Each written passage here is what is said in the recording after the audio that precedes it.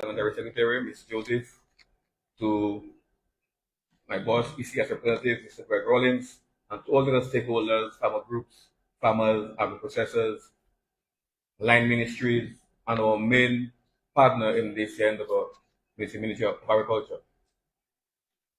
Today, as previously said, we are here to present our 2025 seminar and update you on what we did last year. So, I'm going to give an overview of IICA. IICA is representative in 34 territories within the Americas. Our headquarters are in Costa Rica, and as we said, our mission is to stimulate, promote, and support the efforts of member states to achieve agricultural development and rural well-being. There we have our leader at the time was Dr. Manuel Otero, but we also have our new incoming DG who came in January, Dr. Mohammed Ibrahim.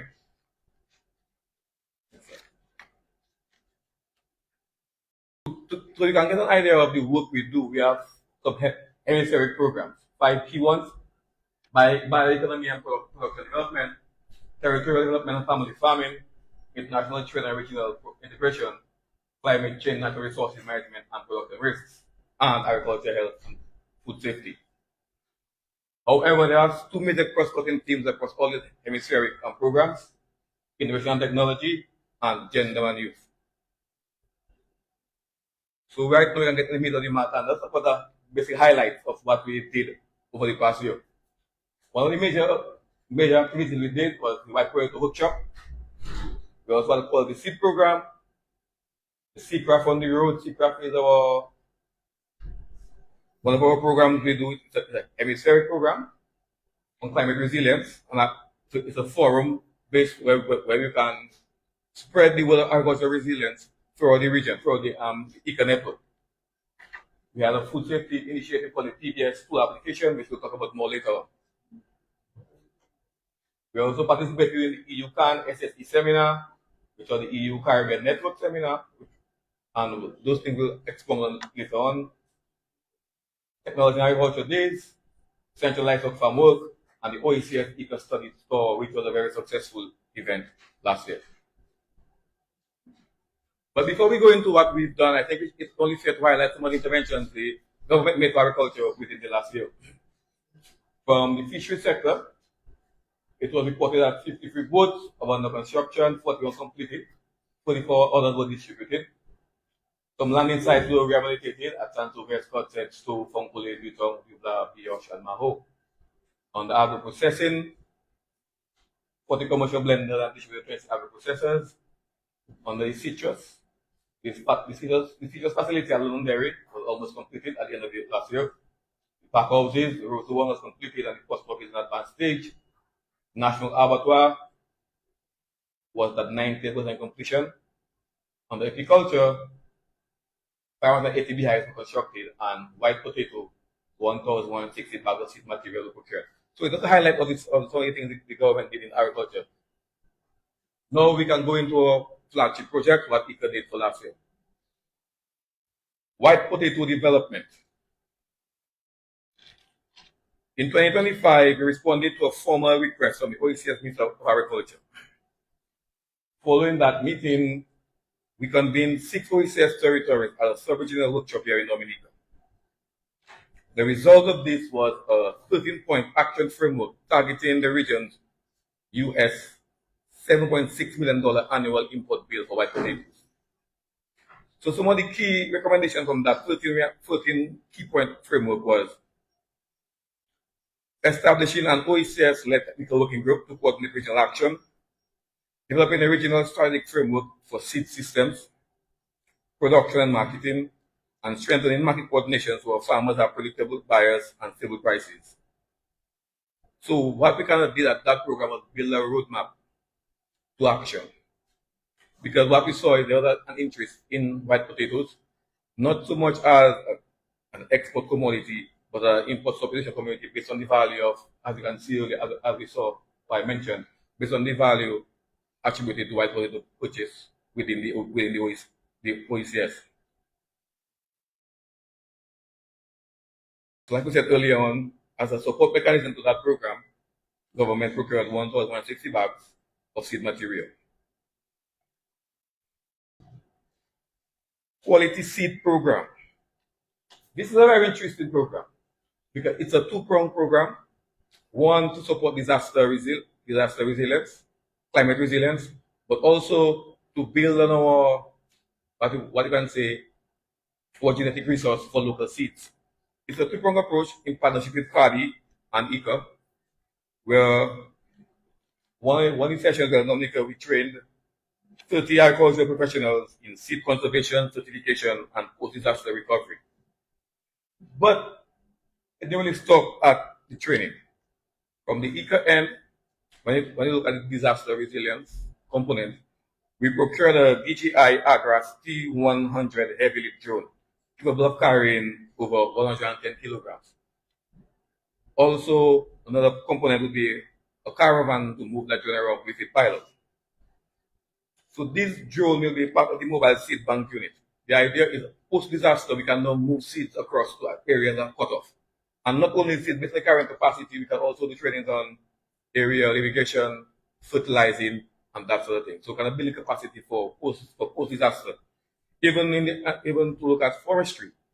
When a post-disaster, we can now spread forest seeds to repopulate the forest areas. So this is one, and the other component is, so now we spoke about the post-disaster, but we're training people in seed selection, in the seed selection, seed conservation. We now can look at conserving what we call our land-raised seed plant species. We know that most times we import seeds. Sometimes you plant it back, you don't get what you plant. Though we may say we are food secure, but food sovereign is another issue. Post-disaster, seeds can come in, we can grow food.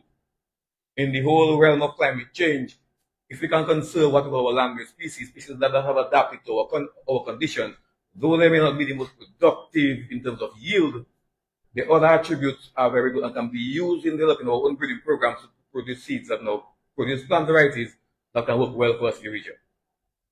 So the idea is to have some seed stations for all the Caribbean territories within the CARDI network, so countries like, I think, Suriname and Guyana, where they don't get hit by hurricanes, can be the hub for producing those seeds. And we can store those seeds in our island. I must say kudos goes to the government, because one of the reasons Dominica came on board on this program was because the facility at Portsmouth, the Dominica China Science Complex, Science Complex. Because in that facility, what was constructed was a seed storage facility. A concrete room with having a 9x9 walk-in refrigerator just for storing seeds. Because we saw the effects of not having access to seeds rapidly after Hurricane Maria. So when this facility was constructed, this seed storage hub was in place. So therefore, it placed Dominica at the top of the food chain to be part of this program, this pilot program. The idea now is to make it around the other Caribbean territories. And it shows that the donor agencies are not working in isolation. We are partnering with CARDI for their research skills and even for capacity building skills.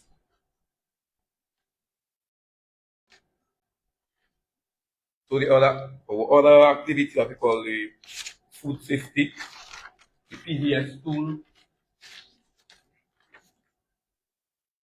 Under the PVS tool, we apply the food safety PVS tool in Dominica. The outcome is a shared vision for modernized food safety, protecting consumers and opening doors for export. So 29 attendees were at that session. Well, in layman terms, what this idea was about was to get stakeholders from the different public and private sector institutions that deal with food safety. So we had the Bureau of Standards, agri-processors, ministry staff, and other institutions such as Oxford Association, Lexia. And we would look at the food safety systems on island. And then we would prioritize the areas for intervention, which would now hand over to the Ministry of Health and Environment. So it will kind of guide the intervention needed to have a good food safety system on island. So this is an original project the Dominica was part of. And one of the key things we also did, as you can see, as we have to nominate some national champions. So these people spearheaded the push to get the surveys done and to make linkages with the other key sectors that we may have overlooked. So I would just like to mention Mrs. Anne-Marie Serafina from the Ministry of Agriculture, Ms. Shelley John Jules from the Ministry of Health, and Ms. Heinrich Einstein from the Bureau of Standards. Social and Solidarity Economy Seminar, the IICA seminar. So this one was the partnership IICA has been on now with IICA, the European Caribbean Network. But this program was specifically held last year because it was doing it internationally of cooperatives. One of the things we did was look at all the active agriculture cooperatives on island and invite them to this symposium, along with people from other territories, as you can see from 8 other countries. It was a very strong collaborative effort between IICA, FAO, FIAP, OECS, Commission, and the ILO. Apart from being in the background in helping logistics and supporting, we also presented myself and my Antiguan colleague, Craig Thomas, on supporting cooperatives in the Caribbean. It shows how IICA works alongside cooperatives within the Caribbean, but particularly in the Eastern Caribbean states, which we both represented. Like anything else, the outcomes are joint action plan, a matrix for social good, to reinforce cooperative models for women, youth, and vulnerable groups.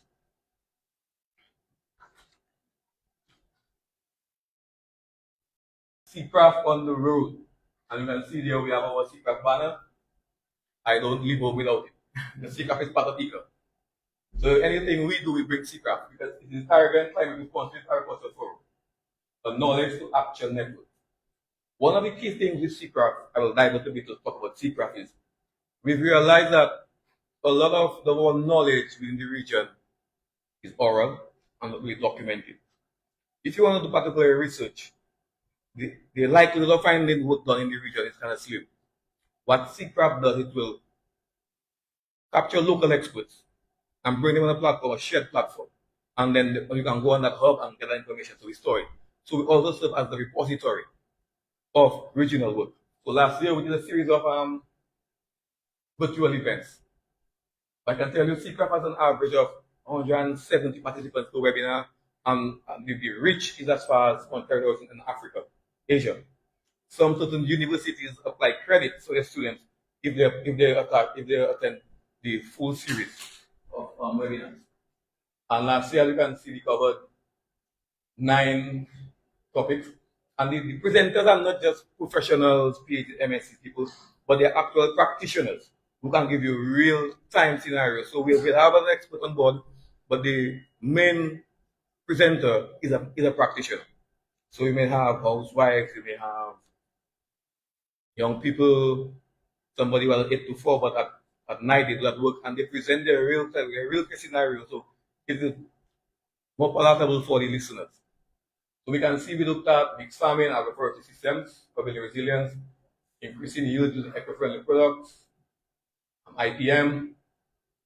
So we had 2, one in pest management and one in disease management, facing climate action in the agri-food sector, innovation in agriculture, bringing technologies for farmers how to use community apps, introducing young leaders, next ag leaders for how to change, and farmers innovation and reducing talk, increasing action. So it's really about being an inclusive platform for all stakeholders. And again, one of the key things is you can go on the CCRAF website and pull up all the webinars. So I think last year we were at 27. This year we have done already 5. So we have about 32, 33 webinars on the CCRAF site, along with a lot of other information. So it is a repository for Caribbean work. So what we had was CCRAF on the road. So we moved from the webinar to the road. So over 4 days in November last year, we took climate smart training directly to farmers and students. So we did a lunch at the Dominica China Agricultural Science Complex, and where we introduced the program to our stakeholders. I must say before I go on, it was a joint effort between not just IICA and the ministry, but a lot of local sponsorship, local participation from NBD, Bloombox, some farmer groups, including Central Farmer Group, Bonnet Farms. So we had a lot of local participation as well. So it was a good collaborative work. The idea, it wasn't an initiative driven, managed, ongoing activities was managed by IICA. The program was set forth by the NGOs that were part of the program. So we could say Central Farmers Group, they managed the one. Sorry, they took the school farm visit from Bell. So this was very interesting. So what we did on that day was introduce the kids to 3 different farming practices. One a backyard farm, one was more seedling propagation and agrotourism, and another farm was they look at livestock. And this program was actually planned out by the farmers. And we handle the logistics and support from one institution, from the Blue Box and NBD. So that was the collaborative work we want to make it. We want to happen. We want to be an inclusive program when we reach out to the communities. And that was the free at the Bannises Farm, where we had trained in the Castle School, along with other extension officers and farmers in the area, where they looked at soil structure, moisture retention in the soil, all those things. Mr. Pastor Bannises Farm is one of what we call a living lab farm. So when you go there, you can experience a lab that is alive. Don't think of the lab as being the more pristine area, well sanitized. Labs extend beyond that. So that was that his farm, Bonnie Enterprises, is a living lab.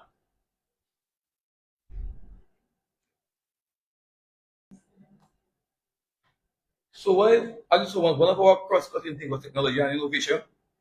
So headquarters really have what they call a week for technology in agriculture. But what we decided was within the ECS was each ECS territory took a day to focus on that theme. So in Dominica we had 1 day for that. It was on July 2025, and there was a panel discussion. I think the participation was pretty good. We had around 27 people coming through, and we showcased drone technology for black soil detection. This was done by one of the trade ministry staff. The Kobo toolbox, and it benefits for using fisheries in terms of record keeping and how that data can be analyzed to make decisions within the fishery sector. E-governance came up as well. So that was basically some of the key things, and the participation was pretty good. We had a guest speaker who spoke of something called LoRaWAN, one of those new technologies where you can use cheaper technologies on farm in areas where internet access is not the strongest, but you can still use technology on those areas to use data to make farming, I would say, simpler in terms of physical work, but decision making and efficiency in the use of resources.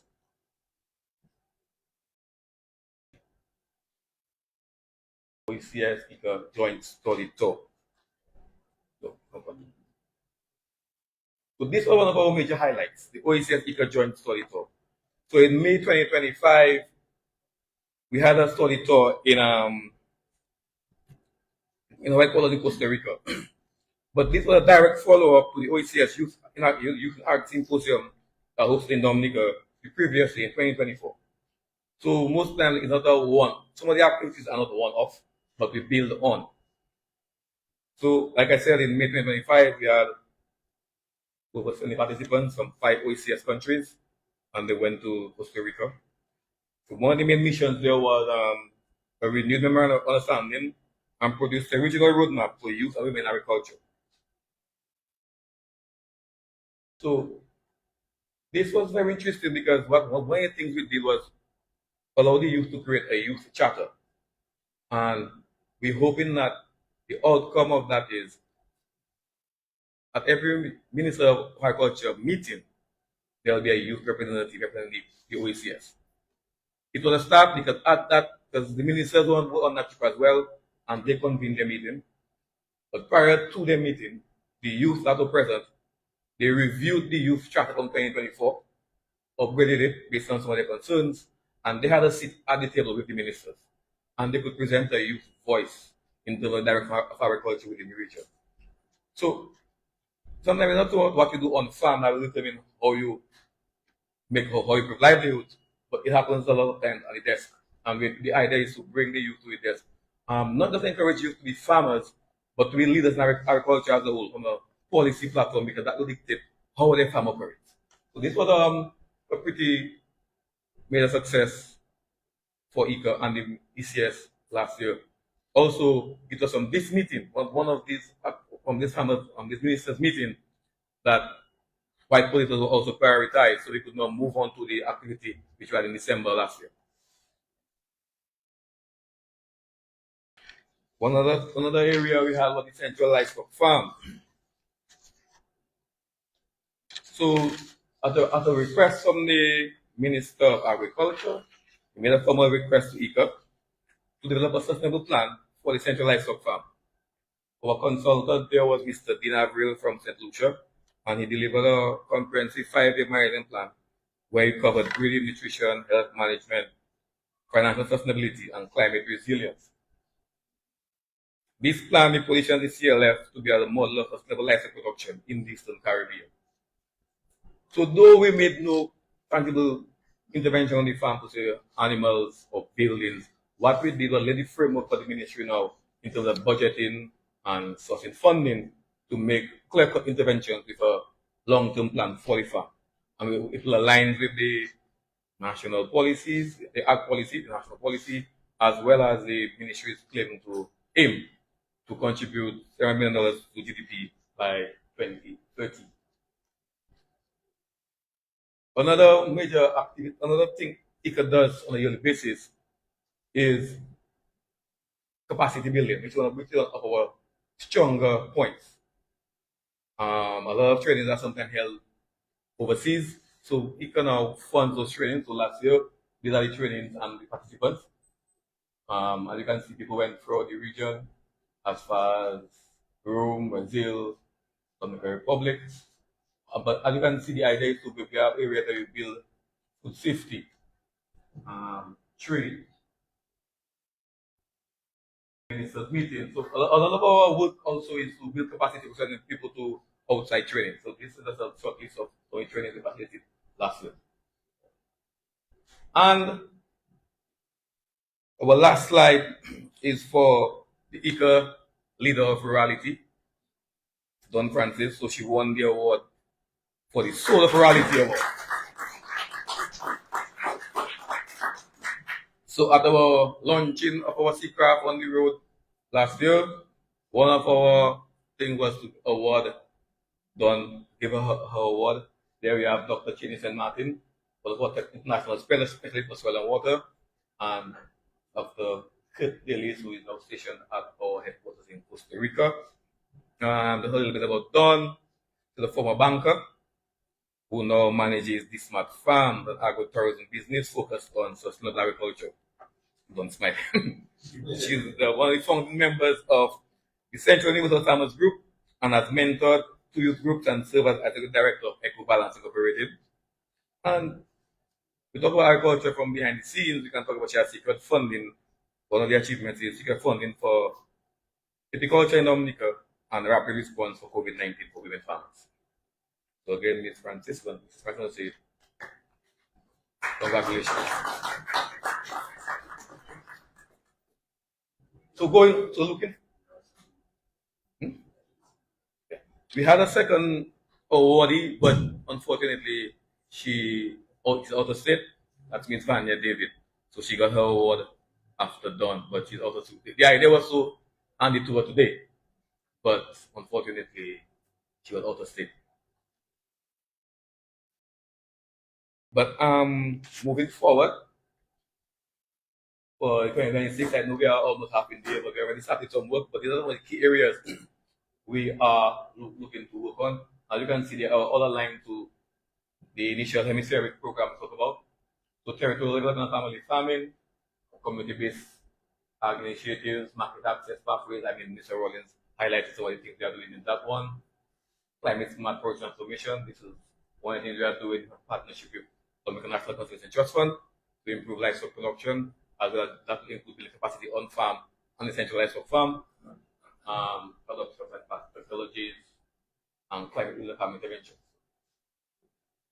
On the line of agriculture and safety, we have, for the past, I would say, 2.5 years, we have done a lot of work with African swine fever surveillance and control, where we have built capacity on trainings, sending out the vets and lab technicians to get testing and testing capacity, sample collection, online trainings to include what they call it IICA. I think that the training where to train the vet staff how to package materials to ship out. Talking about samples collected, there's a particular way to package it to ship out, so they train on that. And earlier in the year, what we did was last month, the sample collection. So the guys have to dress in their hazmat suits and go out and collect the samples. Because though African swine fever, it doesn't it's not dangerous to human health. But when you have a case, mortality in pigs is about 100%. And most of us like our pork. So the focus is controlling it. So though we have got it, but the site it has been spotted in Dominican Republic already. So yeah, people move and diseases move with people. So the idea is to do some preemptive training on that. So the past, I would say 2.5, 3 years, we've done a lot of work on African swine fever. Talk about international trade, the MSME work, Mr. Wallace mentioned earlier we are doing, and we have a smaller program partnering with another institution where we are doing some trainings with farmers as well in terms of food safety and marketing and negotiations. And again, our cross-cutting everything will include youth and women and make sure there's a gender responsive issue. So that was what we've done for the year, and I want to say thank you all for coming. Economically, any questions, comments, you can call or feel free to come to our office at the Botanical Gardens. Hopefully.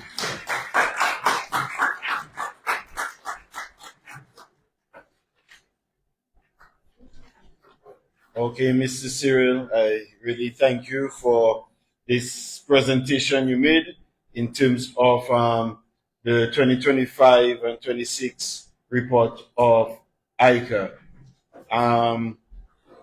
You did highlight key areas in terms of the white potatoes and the OECS strip as we aim as a region to reduce on our import bill by 25%.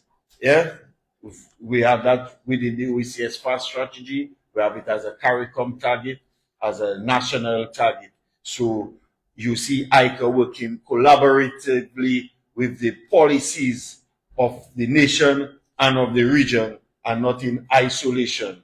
You further saw, but that is a very, very, very important, because as I continue, you will realize all the key areas of intervention are areas that the ministry, as a nation, the ministry focuses on as a Dominican nation, but also within the region and internationally. These are key areas. So when we talk about seed quality and seed banks, having our seed bank, he did mention the facility at the Chinese Technical Mission, but it's not just a seed bank for Dominica, but also a seed bank for the region. So we have capacity now in Dominica to have seed storage for the entire region. So the event of a hurricane, a storm in St. Vincent, you have the volcanoes. We have volcanoes here in Dominica.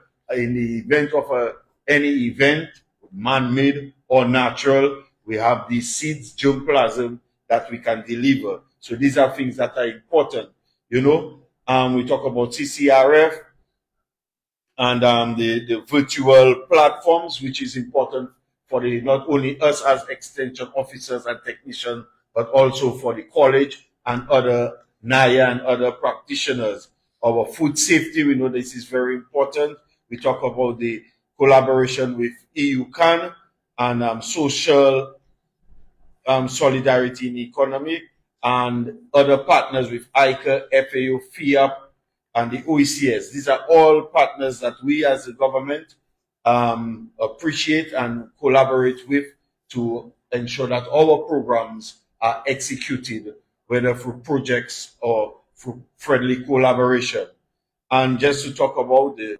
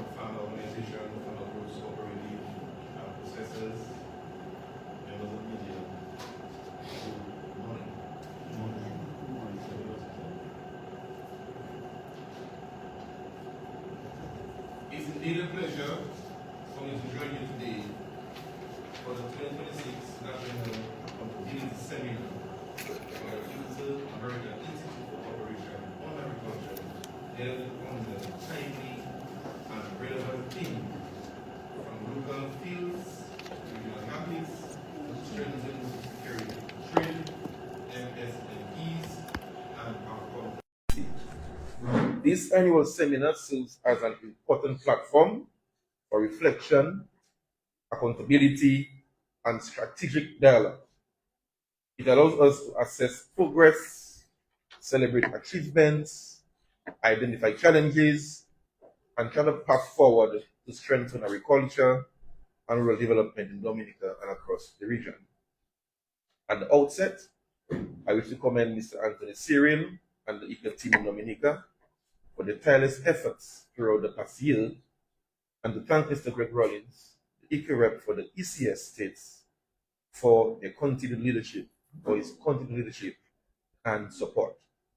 Today, as we receive the 2025 annual report, we do so not merely as a document outlining activities completed, but as a testament to the enduring partnership between IICA and the government of Dominica, a partnership that continues to generate tangible benefits for farmers, fishers, agri-processors, rural communities, women, and youth.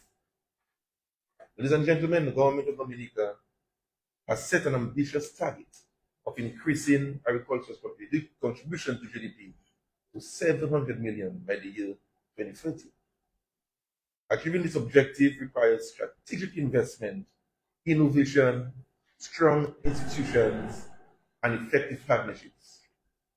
IICA continues to be one of our most trusted and responsive development partners. Over the past year, IICA has demonstrated remarkable responsiveness to the priorities identified by the ministry. One notable example is the technical assistance provided for the Central Livestock Farms Sustainable Development Plan. When the ministry requested support, IICA responded quickly and professionally. Through the consultancy led by Mr. Dean Avril, a comprehensive 5-year sustainable development and management plan was prepared that addresses critical areas, including breeding systems, nutrition, animal health management, financial sustainability, climate resilience, and operational efficiency. This work will serve as an important blueprint as we transform the Central Livestock Farm into a modern center of excellence that supports national food security, livestock productivity, and agricultural diversification. Ladies and gentlemen, food security begins with quality planting material, resilient production system, and access to innovation. In this regard, IICA's support to the Regional White Potato Initiative and the Quality Seed Program has been exemplary. The White Potato Initiative has brought together 6 OECS member states around a common objective to reduce our dependence on imported potatoes and strengthen regional production system. The resulting action framework provides a practical roadmap for reducing substantial input bill associated with this commodity. Equally important has been the establishment of a modern seed storage and conservation system in Dominica. Through training, technical assistance, and investment in seed management, our agricultural professionals are now better equipped to preserve genetic resources, improve seed quality, and strengthen seed disaster preparedness. Particular innovation has been the introduction of drone technology and acquisition of a heavy lift drone capable of transporting seed material and agricultural supplies. Together with the mobile seed bank concept, this technology has the potential to revolutionize emergency agricultural response by reaching isolated farming communities rapidly following natural disasters. As a climate vulnerable small island developing state, such innovations are not luxurious, they are necessities. They strengthen resilience, they improve preparedness, and they safeguard food production when our farmers need support the most. Friends, the future of agriculture belongs to innovation, technology, women, and youth. I'm particularly pleased that IICA continues to place strong emphasis on empowering women and young people within the agricultural sector. The OECS IICA study to Costa Rica, which brought together ministers and stakeholders from across the region, reinforced the importance of youth engagement, entrepreneurship, and innovation in agriculture. These efforts complement the government's own policies aimed at attracting more young people into agriculture for access to land, financing, technology, training, and market opportunities. Agriculture must be viewed not merely as farming, but as a modern business sector capable of generating employment, innovation, and prosperity. Our young people must see agriculture as a pathway to entrepreneurship and wealth creation. Today's theme places special emphasis on trade and macro, small, and medium enterprises. This focus is both timely and necessary. Agricultural MSMEs are the backbone of our rural communities. They include our farmers, agro-processors, fisher folks, input suppliers, cooperatives, and emerging agribusinesses. If we are serious about strengthening food security and increasing agricultural exports, then we must strengthen MSMEs. We must help them access affordable financing. We must improve market intelligence and market access. We must strengthen post-harvest infrastructure and cold chain systems. We must assist them in meeting food safety and export certification requirements, and we must embrace digital transformation.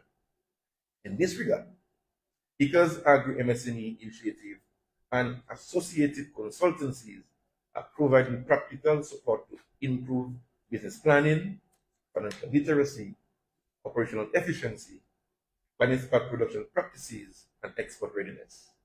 These interventions align directly with the government vision of creating a competitive, resilient, and export-oriented agricultural sector. They also complement our broader investments in the National Abattoir, the Sexual Certification Facility, the Agricultural Science Complex, fisheries infrastructure, mechanization services, and the animal feed mill, which is currently under construction. Together, these investments are positioned in Dominica to take advantage of growing regional market opportunities while enhancing national food security. Ladies and gentlemen, accountability is not simply about reporting activities. Accountability is about demonstrating impact. It is about ensuring that investments produce measurable benefits It is about transparency, stewardship, and continuous improvement. The annual report that we received today reflects those principles. It provides an opportunity for stakeholders to evaluate progress and to ensure that resources continue to generate meaningful outcomes for the people we serve. For this, I commend IICA's commitment to transparency, result-based management, and partnership. Before I conclude, I wish to make special mention of a distinguished individual whose leadership has left an indelible mark on agriculture and rural development throughout the Eastern Caribbean. Today marks the final National Accountability Seminar in Dominica for Mr. Greg Rawlings in his capacity as IICA representative before his retirement. So Greg, on behalf of the government and people of Dominica, I wish to express our deepest gratitude for your service over the past 3.5 years of my tenure as minister. You have been a trusted advisor, a dependable partner, and a steady source of guidance.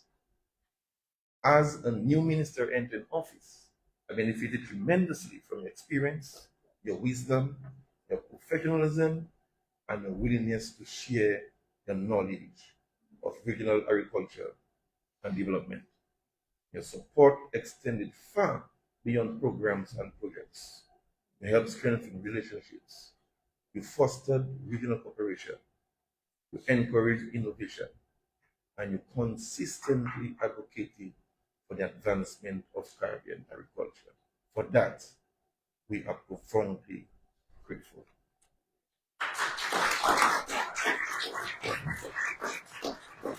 The ministry had prepared a special gift for Mr. Rawlings.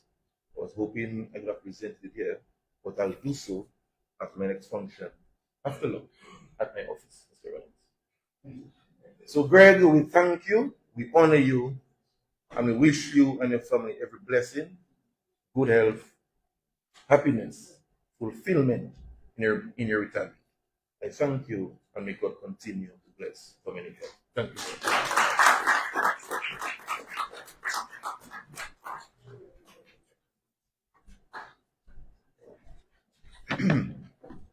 Thank you, Honorable Rui, for this insightful remarks. And as echoed again, we can see that the contribution that our partners here, IICA, plays here in Dominica is invaluable and speaks words and value to our agricultural sector and the economy, the wider economy of our nation, Nature Island, Dominica.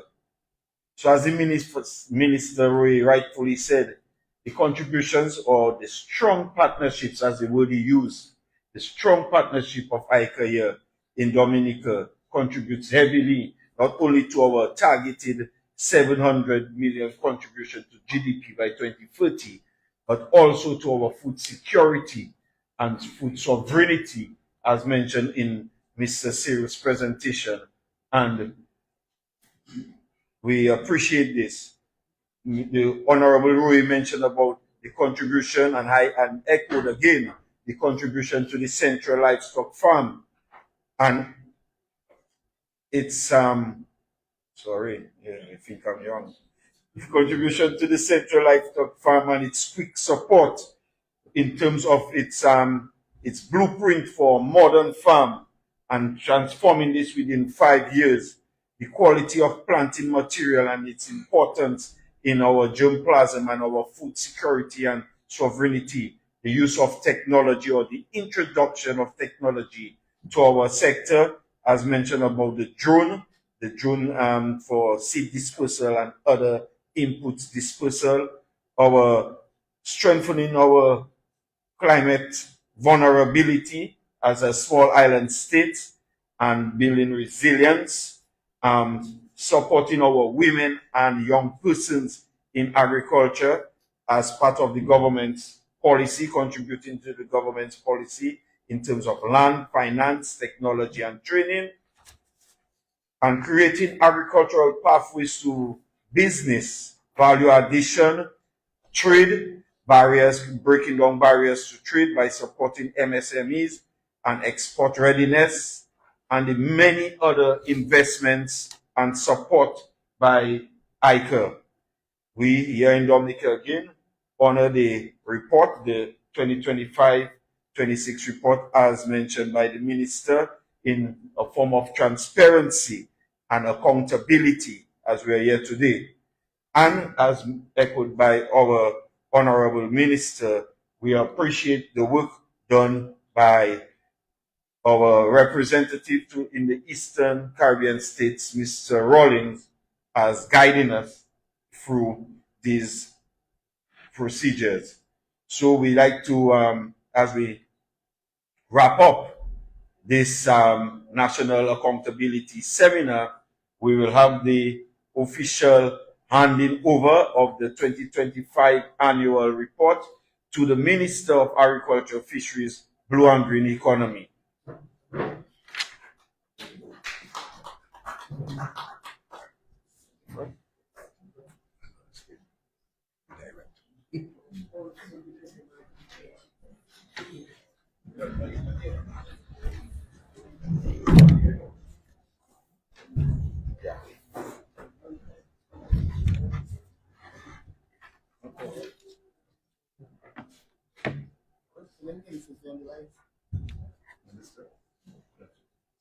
So we are having the handing over again of the 2025 annual report from the IICA National Accountability. The theme of today, from local fields to regional markets, strengthening food security through trade, MSMEs, and accountability.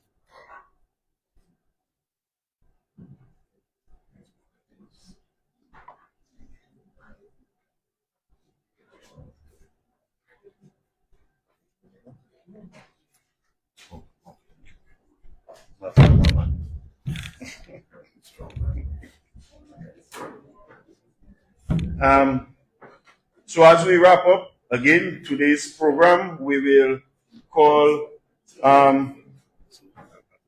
yes. So we'll just recognize the Minister Roy and Honorable Lakia Joseph as they have to leave for another function.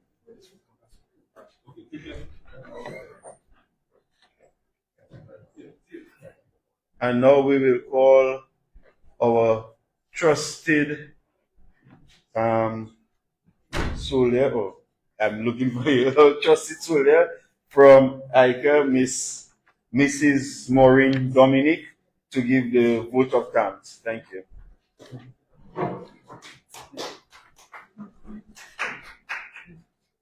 Good morning, everyone. Yeah. On behalf of IICA, I wish to extend heartfelt thanks to the Honorable Roland Roye, Minister of Agriculture, Fisheries, Blue and Green Economy, for taking the time to be with us this morning and for delivering the remarks. We also express our appreciation to the Honorable Lakia Joseph, Parliamentary Secretary in the Ministry of Agriculture, and also to Mr. Kian Stevenson, for the Director, for chairing today's session.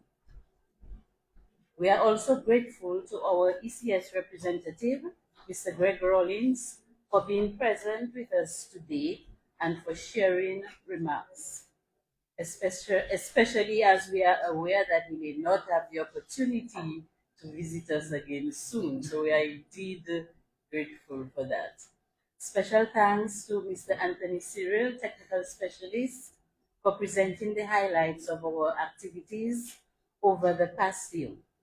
And we are also grateful to our three panelists, Mrs. Terry Henry Lovell of the Dominica Herbal Business Association, Mr. Nareen Murphy of the National Bank of Dominica, and Mr. Michael Walter from the Ministry responsible for small business development, who generously gave their time to support today's discussions.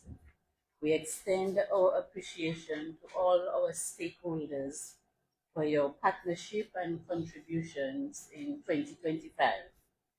We also thank the media for helping to inform the public of our activities.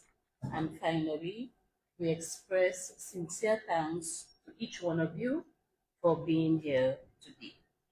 Thank you very much.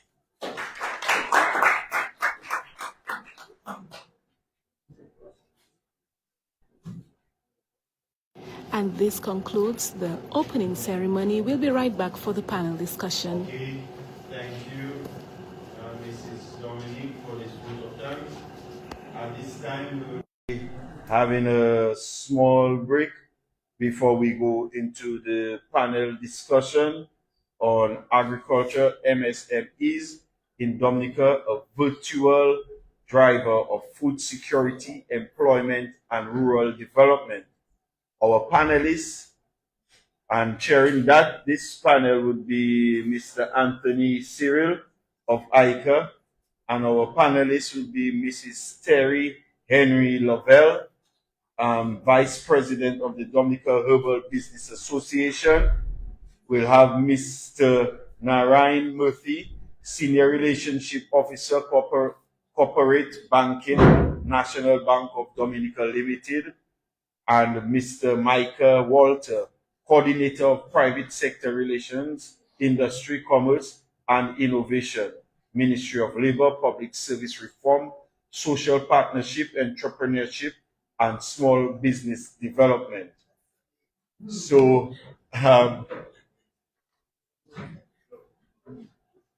some housekeeping, Mr. Cyril.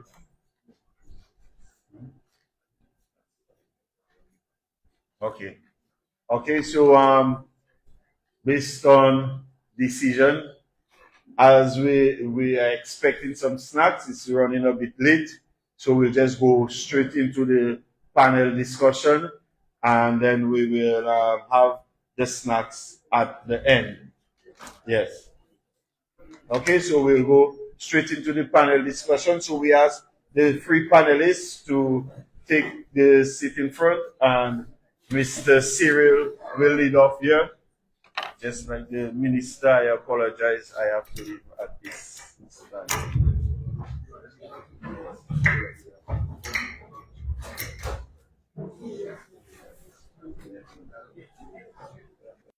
We do apologize. We will not be breaking any longer. Again, we do apologize.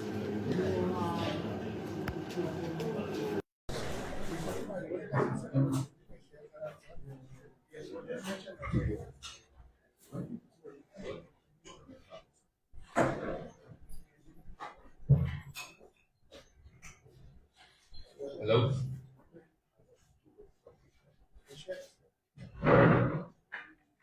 Everybody ready? Morning. So, although my panelists sit there for a while and enjoy the head table, because we realize that a few people may have some questions after the presentation. So let's take like 5 minutes of questions, myself, Mr. Rollins, and then we'll then go into the panel discussion. That's okay, everyone.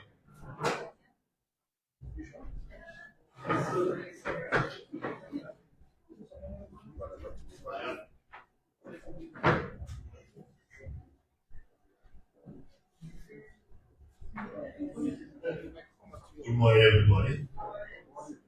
I really want to say give kudos to Mr. Rollins and his team. I think he can know IICA for about a quarter of my life, of my family life, and they have been really doing a great job, not just in Dominica, but in the region. And they have injected a lot of, a lot of support to farmers, and today celebrating 40 years. That's a real good landmark to know that you are still alive and well. So give God thanks, right? All right, I have 3 questions. Comment. Number 1, I want to talk about the white body. You should not only think of reducing import as we look to in food security, we need to also remember we have to produce healthy food for people to eat. And white potato is a food that is highly chemicalized. That is one. And number two, why I'm talking about the white potato, I'm not saying you don't have the white potato, but we need to promote our local sweet potato. And I find we are not putting enough into our sweet potato because sweet potato is very good. But first of all, it helps control diabetes when it comes to nutrition. It also helps to fight cancers because when people have cancer, they eat a lot of raw sweet potato. Especially the yellow sweet potato. It has been disappearing and nobody's talking about it. And we are pushing white potato all the time. I'm very concerned about that. Very, very concerned. Okay? Number two, the seed bank. Yes, I know you have built a facility to have a seed bank. But you need to, and you're talking about after hurricane, after disaster. When a disaster happens or hurricane happens, you get in and then you say you're going to give relief to farmers. And you come and you give me 9 plants, and I have 4 acres of farmland. 9 plants, you give me 3 lettuce, 4 whatever, and 2. I mean, come on. 2 bags of fertilizer. I mean, you already empty. So the seed bank, I'm saying you have to know what kind of seed that you're going to give us in the Caribbean because we are hurricane and flood prone.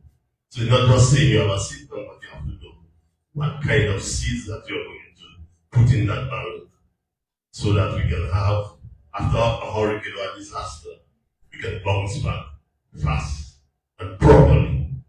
Okay? Not with a few lettuce plants. Number 4, I realize also, number 3, that the agriculture is going to concentrate a lot on women and youth. Well, so you have put the men aside. For the past couple of years, I've been very concerned about that. And what you find is, that's why you find people also interested in agriculture. I'm not saying you have to invest in the youth or in the women, but you just put the men aside. And you just focus it. Everything is on the women. That needs to change if you are going to have food security. And the last one is the 700 million madness that have been going on around. We need to tell the people that is not going to work by 2040. What are you putting in place? If you have a plan, you have a vision, you must have something to start with. Then if you drive around, all that is grass.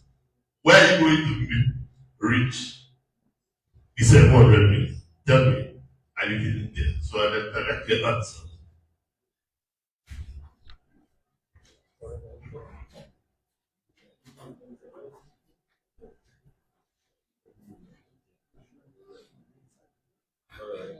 This is what I told you. This is a big issue. Yeah. And I don't form to everything. I think Mr. Vanis, you're a member of a farmer organization, IICA. So it's these organizations and these that supposed to help us and champion with us in solving some of those challenges you just highlighted here. So it's not just bringing challenges to the table, but in organizations like yourself that support other farmers and farmer organizations, how do we come to the table together to solve some of those challenges? 700 million CARICOM have 2025 by 5. OECS are fast, but these are goals that we reach to. You may aim for the stars and reach on the moon, but with a goal aiming to increase production and aiming to increase GDP contributions to farmers, whether it's 700 million, 100 million, but it's an aim to increase contributions to agriculture and to the farming industry. So again, how do we as farmer organizations and farmer groups and individuals sit together with organizations like IICA, like the Ministry of Agriculture, and come together put plans together? We are in our budget cycle. We have only government meeting at different areas to meet with organizations to talk about what should be included into the budget. Probably as ACARI or a member of a formal organization, you can put together a formal proposal and go to some of those budget proposals and put together your plan, send your plan. We have farmer consultations in different regions. You can put your plans, put something towards to the ministry. Now we talk about white potatoes. When people stop buying white potatoes as consumers and we stop importing white potatoes, then we can stop about talking about planting white potatoes because we have to reduce our import bill. So if we're importing $2 million worth of potatoes annually, why can't we try and make that stay in the farmer's pocket? That does not mean that we cannot plant sweet potatoes or we have forgotten sweet potatoes. Sweet potatoes has its place.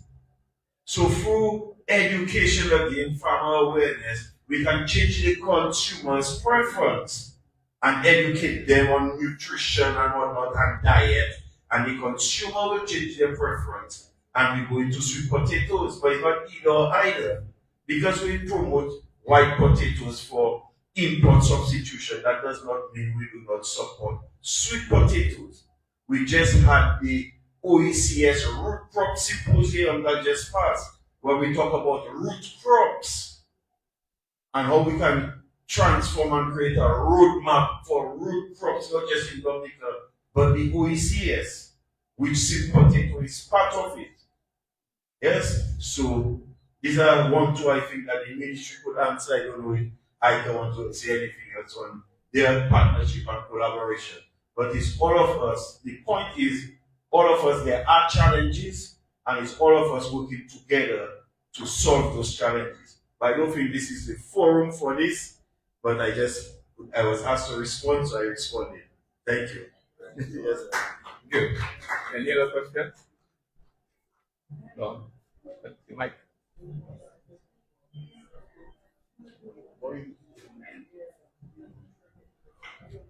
But no, one second before you go, I'll just say in terms of what IICA does in response to Mr. Banks' question. I think related to the seed bank. Our role is to build capacity. So we'll train people in seed selection, seed conservation, the preparation of the seed of the areas, along with cradle. However, the kind of seeds that will be propagated and stored is not left up to us. It will be based on the stakeholders, the intervention and consultation as to what will be housed in the seed bank. But the idea is to build capacity around that seed bank. When you talk about the gender and women and youth, it's not about marginalizing men. When you look at for the region, we look at farmer age, demographic and age, it's men dominated. So we have more men farmers, older male farmers. So it's nothing about marginalizing men, but introducing fresh faces in the agricultural sector. Don? Okay, so my question is about the documentation throughout. Is it accessible to the public? And if yes, where? Is it online? Secret?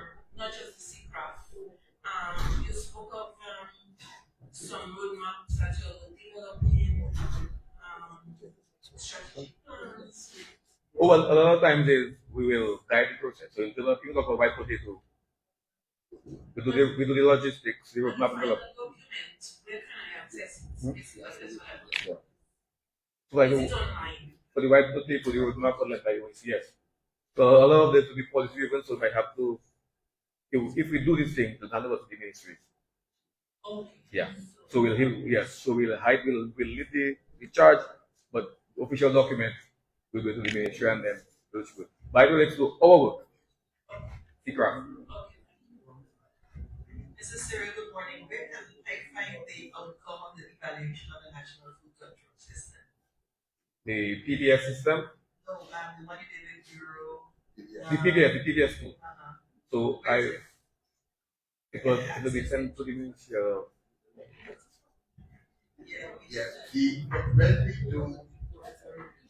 when we apply the PBS tool, it's called performance vision strategy. So any sector, it could be food safety, it could be plant health, it could be animal health, we apply it. The outcome of that is under the control of the government. Because that is not information that you would want to share publicly, depending on what comes of it. So it's up to the government to now determine how they want to treat the dissemination of those results. Okay? And I will add that similarly, what particular work that was done for the regional symposium was on the request of the ministers of agriculture. So that they have not gone to them formally yet for their consideration and their endorsement. So that has to go through that process of the OECS before it becomes public knowledge. But all the information that's Tony is indicated on the CPAC webinars and other webinars, other events that we have is available on CPAC YouTube channel, is available on IICA. If you go to the IICA website, there's a lot of information there as well that is publicly available. It be technical information. But policy related issues, sometimes you have to go through a process. Okay. And just while I have the mic to respond to Mr. Manis, good to see you, Mr. Manis. Always good to see you. We have a project on sweet potato in fact right now. It's not in America, it's in St. Lucia, Antigua, and Jamaica. It's called the Next Gen Sweet Potato Project.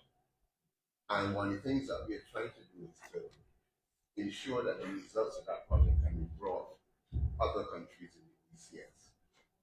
Because we recognize that the issues that we are addressing under that project are very similar to the issues that we would have here in Africa. So under that project, one of the things that we are trying to develop is a clean seed program for sweet potato.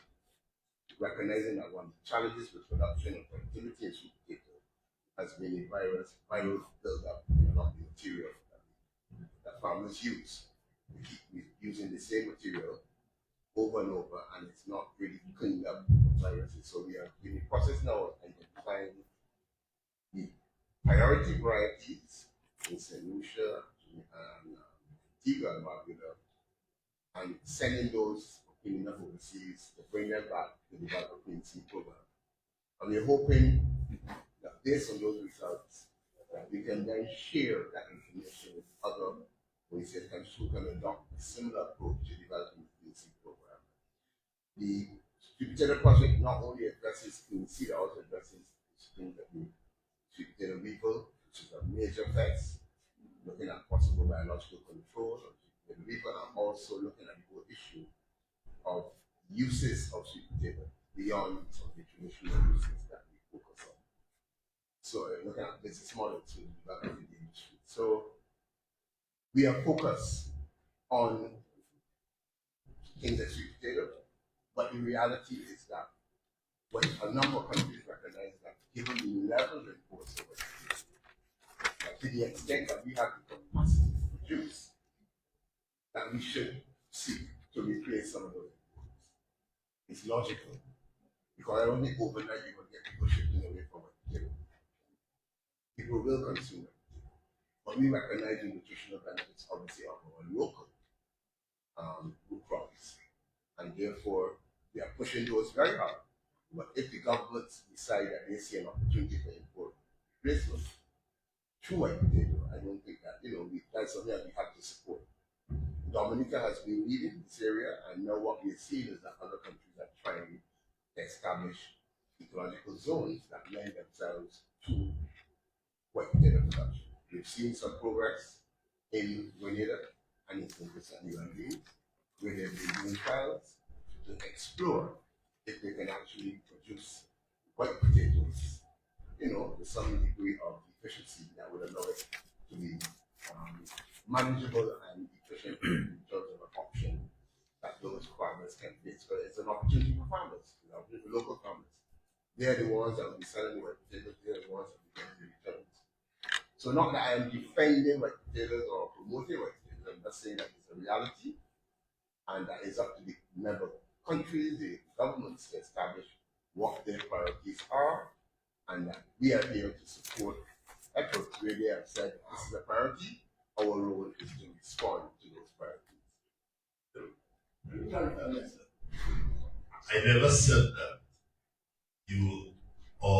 I never said that you need to discard white potato. I said, why we are focusing a lot on the import bill cut down, right?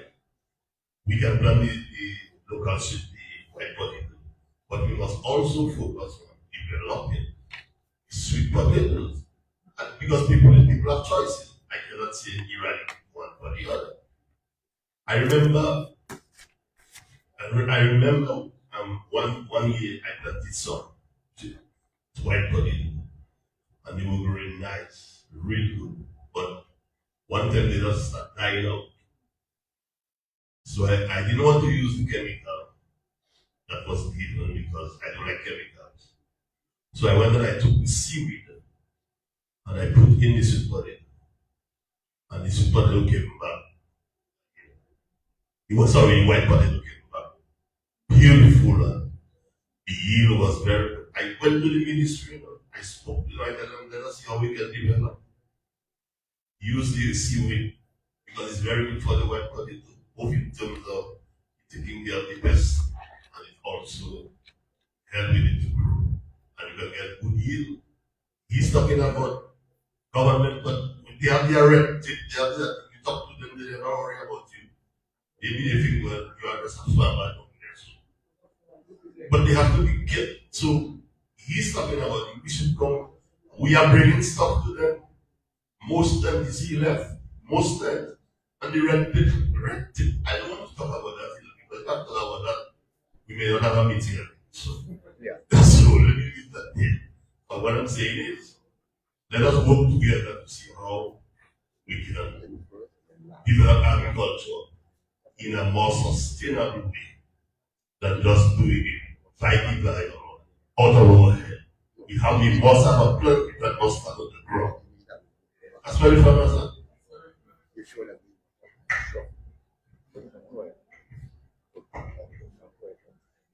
Yeah, I take it in MC. I just want to congratulate IICA on, I think it's 40 years, so that's about the same amount of time that I'm alive that I'm hearing about IICA. So congratulations on the work over the last 4 decades. It's truly tremendous. The accountability seminar, I must say, a very good tool, and congratulations again on using this, and to be able to use it as a monitoring, evaluation, and learning, importantly, exercise, whereby issues like what Billy is, I call him Billy because we're an extension together, is raising important aspects that we have to do. So maybe what IICA can do is be the advocate for the change in giving choices when it comes to healthy lifestyles and healthy eating. So IICA, yes, you promote, or you go along with government and policy, other organizations. I know WUSC has been leading the white collar to charge. Again, congratulations on that. Import substitution is important, not easy but important, but while we do import substitution, we can have the variety. And just to take on the issue of, again, Billy raised with regard to the empowerment of youth and women. Very important, but I believe there's a little bit of too much of a westernization of that women empowerment, whereby I personally believe it gets to the point where we're speaking to marginalized women, and it might be showing up in our agriculture. I'm truly amazed when I go to workshops, when we host workshops, we see a lot of women and women-led groups and women groups themselves in those things, and we need to find a way to attract the men. I think when I grew up, I used to like to go to functions where there are a lot of women. I want to get your reaction because that's true. You get women there, you have to get a good balance. That's where you get your wife, that's where you get everybody. So we have to bring the balance so we can have the real true balance in terms of what we do. I believe that the women don't go without the men and the men don't go without the women. So we have to find a way to balance that equilibrium, bring it up there where you have equal participation by all men and all women. There are things that I don't do at my home because my wife does it, and there are things that my wife don't do because I do it. So we have to get there. In the industry itself, we need our young men to be able to use the technology, put in the manpower where it is required, and collaborate with our equal other species or other half to do things there. So we have to advocate to get that equalization back. Nothing against women, I love women, but we have to get the balance back up. We have to encourage our young men rather than going on and shooting each other and getting into the illicit drug trafficking to get into sustainable agriculture like sweet potato production and white potato production. Thank you. Thank you, Mr. Joseph. We'll take Dr. Kazimi, and that will be like our last comment. We'll have a short break because the snack already come, and then 15-minute break so we can get into a panel discussion. Thank you very much. Doc. Thank you, Mr. Cyril. It was merely an observation rather than a question. And literally it was in response to Mr. Barney's comments with regards to white potatoes and sweet potatoes. And then further compounding the situation, his comments with regards to the use of sarcasm as a sort of amendment. I want to go publicly on record and say that that is a practice that we are currently discouraging, because of the research that we are currently undertaking and which has been present for a number of years, and is definitely evident showing that sarcasm, yes, as an organic base can contribute carbon to the soil, but in the long term there, much more studies needs to be done because of the heavy metal accumulation content and natural tendency of the plant. And that is what the plant was designed to do in the marine environment. So when we bring in that sarcasm onto the soil, what we're actually doing is gradually increasing the heavy metal content to include things like arsenic, and that can be detrimental for long-term crop survival and productivity. Now, with regards to nutritional profiles of potatoes and white sweet potatoes and white potatoes, anyone do a Google search, nutritional profile versus white potatoes and sweet potatoes, you'll see that there's not much significant difference. Actually, there are very degrees of differences. One has higher protein content, which is white potatoes. One has much more beta carotene, which is this sweet potatoes. So at the end of the day, it is a nutritional balance that is acceptable in terms of our palatability. So it is not to say that we should be preferring or why we oppose or why we prefer sweet potatoes. Unfortunately, white potatoes have been traditionally grown in temperate countries, but interestingly, they originate in epicenters similar to ours, like Peru. So at the end of the day, information is something that we recognize needs to be actually much more evident in our farming community, because there's a lot of misinformation, there's a lot of information which the farmers need to be aware of, and forums like that and much more needs to be created so that the correct information can be disseminated out there. Thank you very much. Thank you, Doc. Now we will take a short break. Running back to City Plan. Moving on a bit. Push, yeah. Please. Ali, Mike.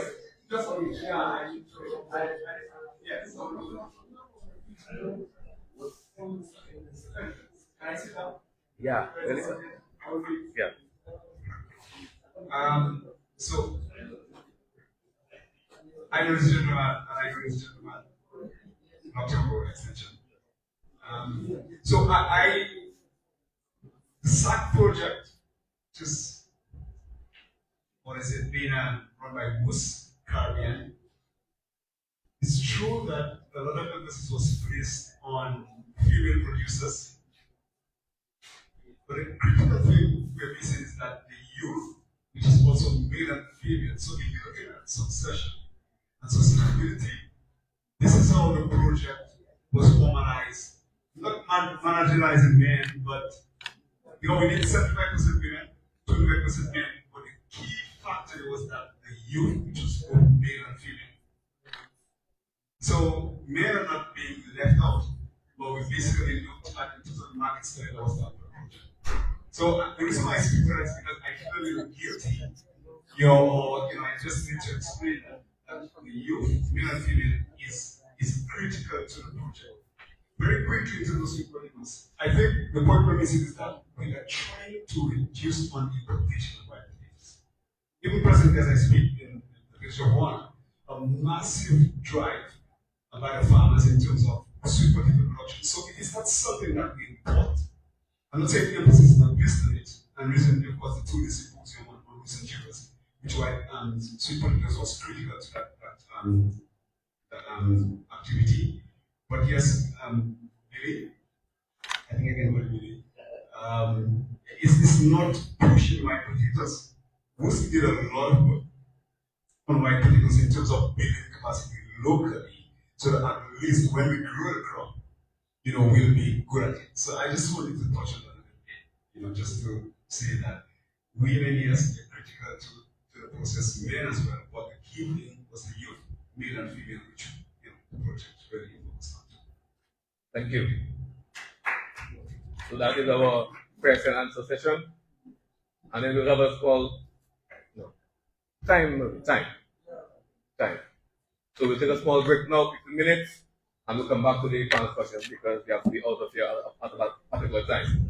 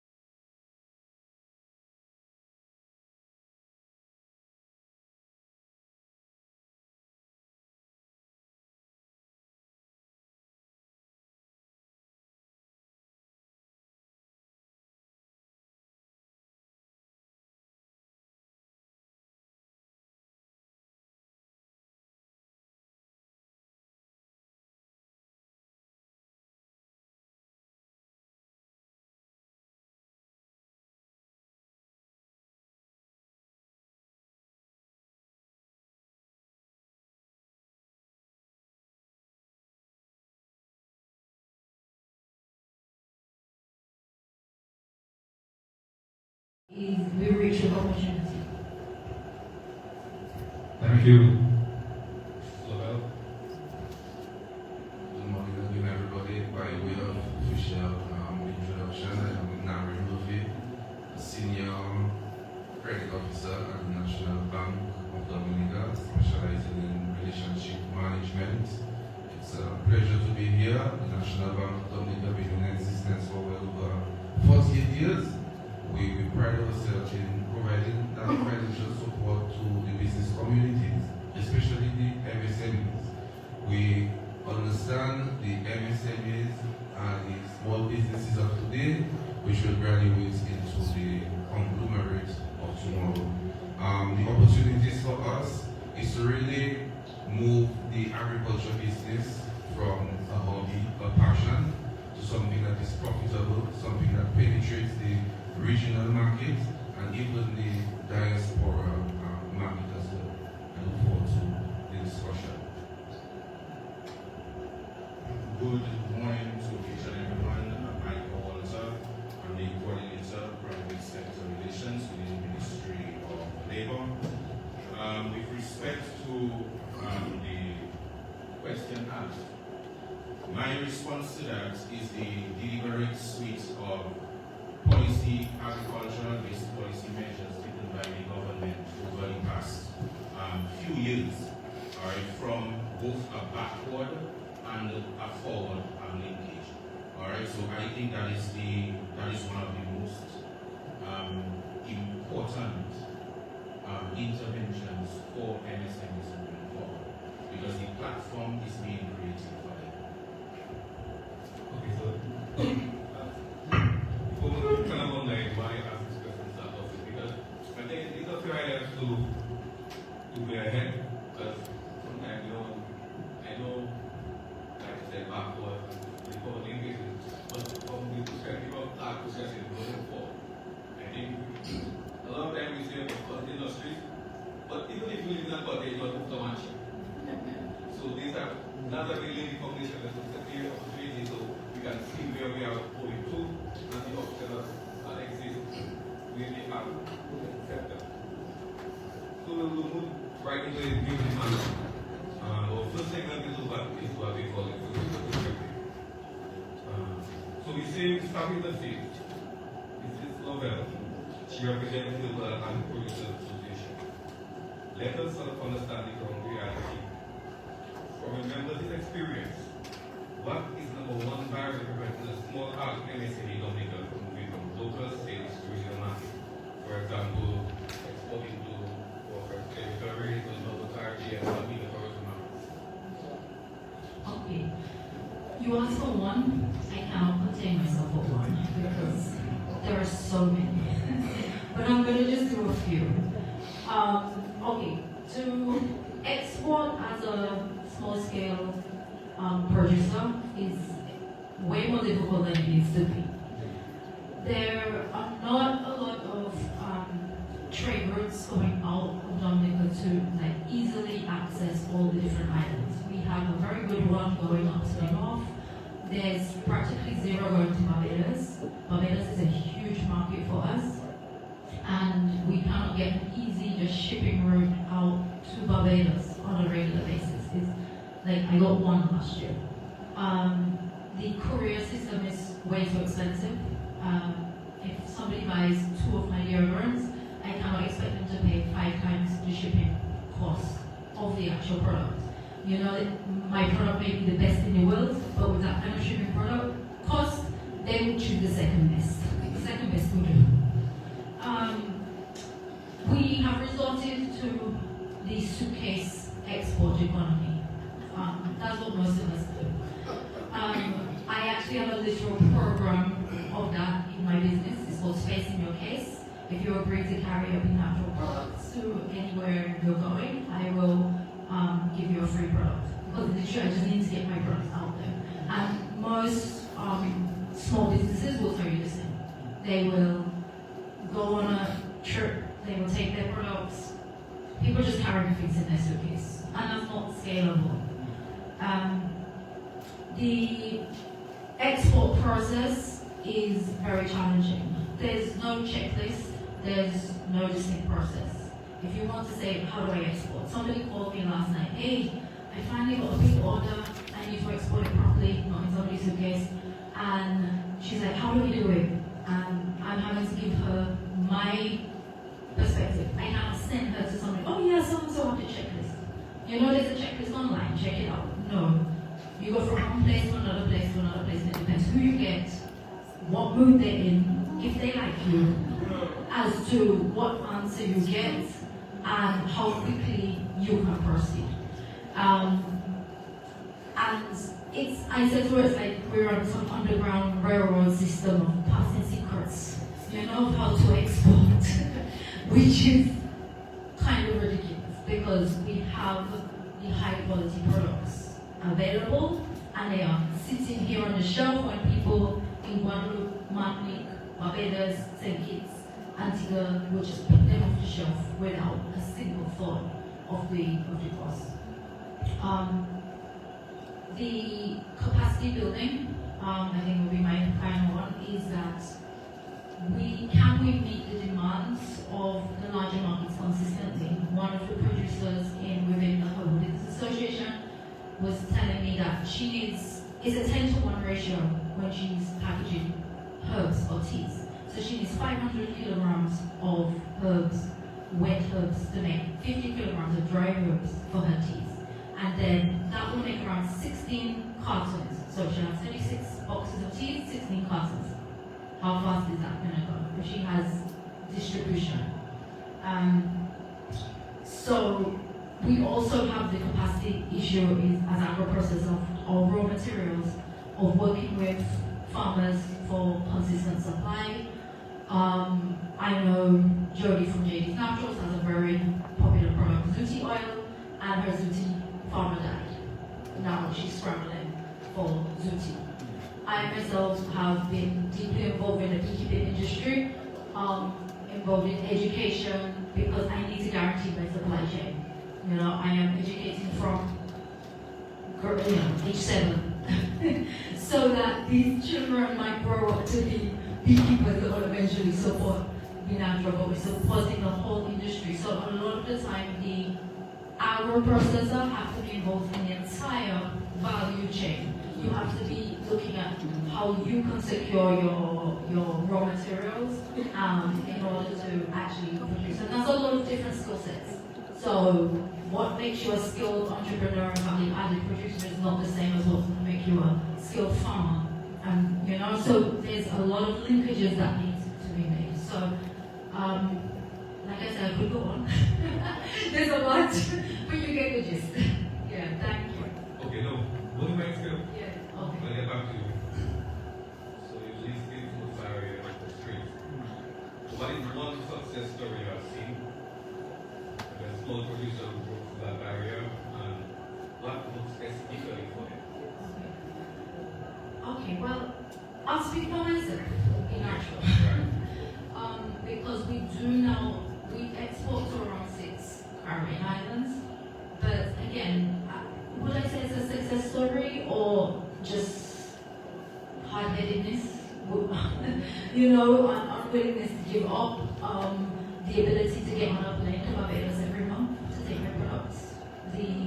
You know, there's some level of success. I mean, within the Herbal Business Association, there are a lot of small-scale producers, and again, we are getting our products out there, but is it the big success that we can really say that everyone in the region knows this Dominican product?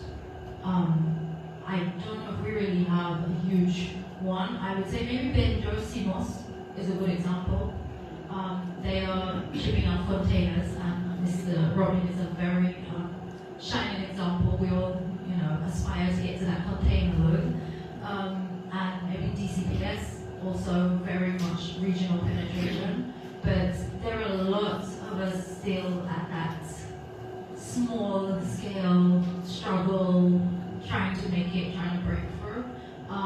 So people may look and say, oh, Green Archer is a success, you know, but it's something just feel like it's a force rather than, yeah, we've made it.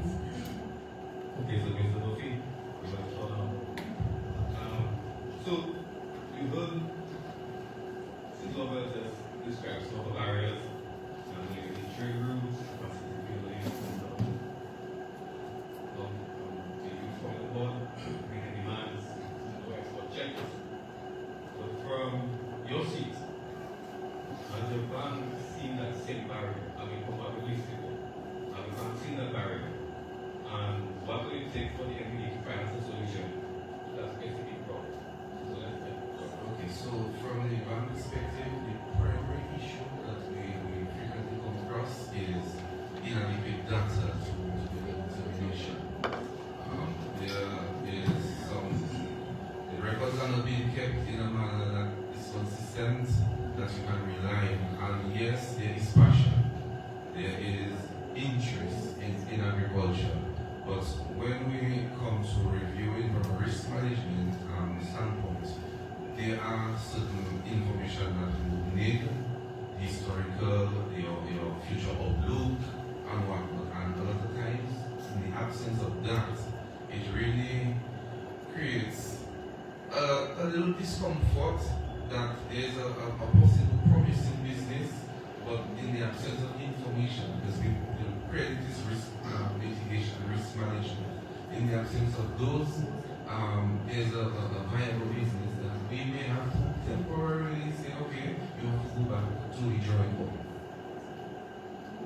So we identify with the issues that she is facing, but even from our standpoint, the restricted documentation, that seems to be something that we would like to see eradicated. And when we speak of the youth involvement, if the parents were probably not so inclined or maybe academically some, with the children from and what we want to have them bring that aspect to family practice, documentation. Mr. Walter,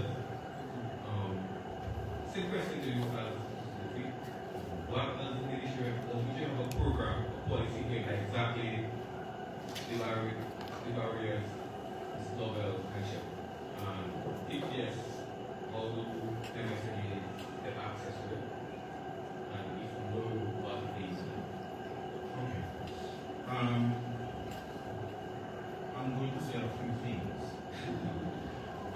First and foremost, I was very delighted to hear when Mr. Rollins spoke about the agri-MSME development project and developing things like, for example, quality standards with respect to businesses. Because, for example, a small business like Be Natural, maybe at an advanced stage where quality, where she has the necessary qualities, all right, to be able to access regional and international markets. But we're not speaking about Be Natural, we're speaking about the sector. And when you're speaking about the sector, we have to ask ourselves some questions. For example, how many agribusinesses are in a position to be able to find themselves on a platform like Amazon? All right, because if we're looking at accessing markets and going regional, how do we get there? Can we put the necessary frameworks in place? And I'm not only speaking from a government perspective, but we're speaking from a partnership perspective, and that's the reason why you have understand expanding. My contribution towards the barriers is in line with quantity and consistency, and that is a serious issue that we are experiencing. Because, for example, you go out there and you source markets, but how many of our small businesses can actually fulfill the needs of those markets? Because we are not talking about 20 people. We are talking about, for example, if you look at the Caribbean region, you are speaking about a market space of about, I may not be correct with the figure, but probably in excess of 17 million people. As I said, I may not be correct with the figure. All right, but that is what we need to address. How is it that we address quantity? How is it that we address quality issues How is it that we address consistency? And hence the reason why I mentioned backward and forward linkages. Because agri-based businesses are dependent on the farmers, the persons who are planting the crops. Alright? So hence, if you don't strengthen that part of the equation, you cannot have the forward linkages. Okay? So with respect to solution now, from my desk as coordinator, what we're doing is exploring the possibility of a manufacturers roundtable discussion where we bring all the major stakeholders to a centralized space and address the issues affecting manufacturers, agro-processors, and persons alike within the agribusiness space. Thank you. Okay. That is step one. From there, if I don't think I'm starting to forward. Right. No, me for nothing. What am I doing? We're going to talk about so we learn every day to be business. We're talking about black books about the book. So what would be the single most common reason why the NPD would turn down and go for MSME loan application? And so I don't be a collateral. Because it's specific. You must have cool as well. You know, tell me you can be a father. And if I'm in this hospital, but with no issue collateral, but beyond that, that's support. So fundamentally, I mean, while collateral is one of the 5 C's of credit, very important. It allows the bank in the event of default an avenue to turn to. Collateral is not the driving factor in banking. What banks look at is your ability to pay. That is all we are primarily interested in. Are you able to service that loan? You understand? So that you can get the benefits of the loan, whether it's inventory, whether it's equipment, and whatnot. So the biggest problem that we face is the inability to make that determination. And it goes back to insufficient data. Probably not taking the business as a business. Maybe it's still in a hobby stage in our mind, and we commingle the business with personal expenses and whatnot. So for us, we stress on the importance of ensuring that the bank can see a clear indication of your ability to pay. So we stress on documentation, record keeping.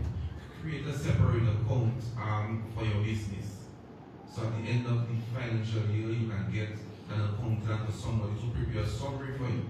Even if you're not approaching a financial institution, you need to have an idea as to the direction your business is taking. Is there need for additional funding? Is there untapped demands that I need to fulfill? If you are not documenting, then it poses a bit of a challenge. And it's not everybody that will be able to come to the bank and say, well, hold my cash. So the bank may feel, okay, well, there is cash, the risk is eliminated. It's not everybody who has that fortune or that purchase of money to say, hold on to this. And even if you have cash in the bank, we still encourage you to present some basis, because even if you have that hard-earned money there, we do not want for your loan to be in default in the first 3 months, and that money you may have inherited, you may have worked so hard for, it's gone. What we want is for you to service your loan, we get the interest, we pay our shareholders the dividend, and we make funding available and available. So we will not, you will hear me for the entire duration emphasizing on the documentation aspect to credit. I'm holding it. So you explained to us what the difficulties to access MSME to get a loan. And it was getting to prove that they can pay. Yes. But just so much have collateral and all. Yes. Which is very difficult. Some people don't think it may see a barrier with collateral. Good. But on the flip side of the coin, one to be one example of an MSME that was a yes. And what did that business do different qualify? Okay, so I mean we have numerous success stories, not just in agriculture, in processing, other service industries. For the success, the customer would have presented some form of data. And I'm going to use an example of the collateral program that we have. We have a partnership with the Eastern Caribbean credit guarantee passion. Is it PCGC? It's a little tongue twisted, so it gets mixed up at times. But basically, it's a guarantee program. We are in partnership with the ECPCGC, and while the client had a shortfall, they were not able to provide collateral. They had a viable business. They had contracts, historical data, and with that, we were able to get them significant funding to expand their business. Instead of probably trying to grow your business from your resources, the bank can provide you funding in collaboration with the ECPCGC to get that much needed credit in the absence of the hardcore collateral that you would have been requested to provide traditionally. Okay, one more thing. Yes. For a couple now. Of course. Because one of the issues with the financing is, MSME will tell you that we don't have a bespoke. So you mentioned the ECPCGC, I heard? Yes. How do you think that bespoke financing programs for MSMEs can help improve access to financing? And do you think there is a possibility that within our local financial framework that such bespoke financing programs can be developed? So not just cookie cutter program, but one which I said custom suited for MSMEs. Yes, and to even stress on that point, that is why during the last few months ago, the National Bank of Dominica saw the need to really zero in on the SMEs, the MSMEs, and created a special unit. Because what we understand with the MSMEs, they may not have all what the large businesses may have, but there's still viability in their business. So we have tailored a special unit. This gentleman in that office, they deal specifically with MSMEs, and they are aware of the challenges. So when a customer comes, if it is a collateral that is the restriction, we introduce you into the ECPCGC option. We are also in discussion with CRAFT, that is the credit risk abatement facility, that will also assist farmers in reducing costs, so they will be able to provide, let's say, solar panel and to reduce the cost of doing business. So we really are here set up to customize the solution. In the bank, back in the days, you would have here a lot of products and services. At NBD, we pride ourselves in providing you solutions. You may think that this is the credit facility that you need, but upon review, this is not what you need. You need a different solution. So we tailor solutions to suit the needs of the MSMEs. Thank you. Mrs. Lovell. Based on what you or Bully from NVIDIA said, does that match what you was telling? What will help them to fix that problem? Management is going to be would be mentorship, training, Yeah, I feel a lot of us, we go into business, but we're not business people. So we have a passion for what we do, but we don't have the necessary financial skills to do record keeping. Myself, I work with youth, an accountant. I do my basic bookkeeping, and I still struggle to stay awake when I'm watching a spreadsheet. That's not my thing. And I think a lot of the small businesses, we do need more support in just keeping financial records, like having a support system, having some training around that. My experience and that of many others, we've started with NDFD. is there, which has enabled us to maybe have less of the, you know, the necessary documentation, a little bit more hand-holding, I would say, than before we can reach the big guys. We've got to go back, you know, and feeling like we're in a banking system. Because it can be very intimidating to take on a loan as a small business, because you really sometimes don't know when the next order is coming because of the lack of we don't have to say, okay, we know every 3 weeks we're sending out a pallet of things to different islands. We cannot have that. Like, orders come in very sporadically. So sometimes taking a loan is a very, very scary endeavor. And if we can take a smaller amount and then also have that hand holding with financial record keeping, how are we going to pay back that loan? How are we going to get the wherewithal to do that? Yeah. So Mr. Walter, from a policy perspective, is there an opportunity of government to help MSMEs impact requirements, or to encourage banks to lend differently? Thank you. So under the small business opportunity, and this is a policy decision of government, must be noted. They have been providing formalization support to small businesses, getting them registered, ensuring that they conform with the requirements of inland revenue, social security, the companies and intellectual property rights. Also, there are loan guarantees that are provided under the DYBT. Agriculture-based businesses benefit from this policy measure as well. There is advocacy that is provided. There is also holding opportunities and assistance. I say that to say that yes, the government have been providing support to agri-based small businesses, but I want to twist things a little bit now, because we have to understand the nature of agri-based businesses.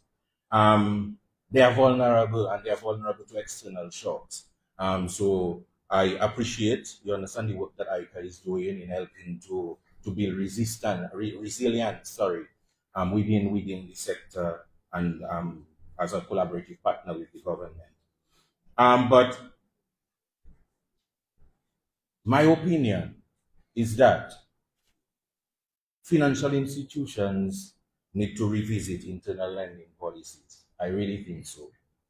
And the thing is that let me utilize the example that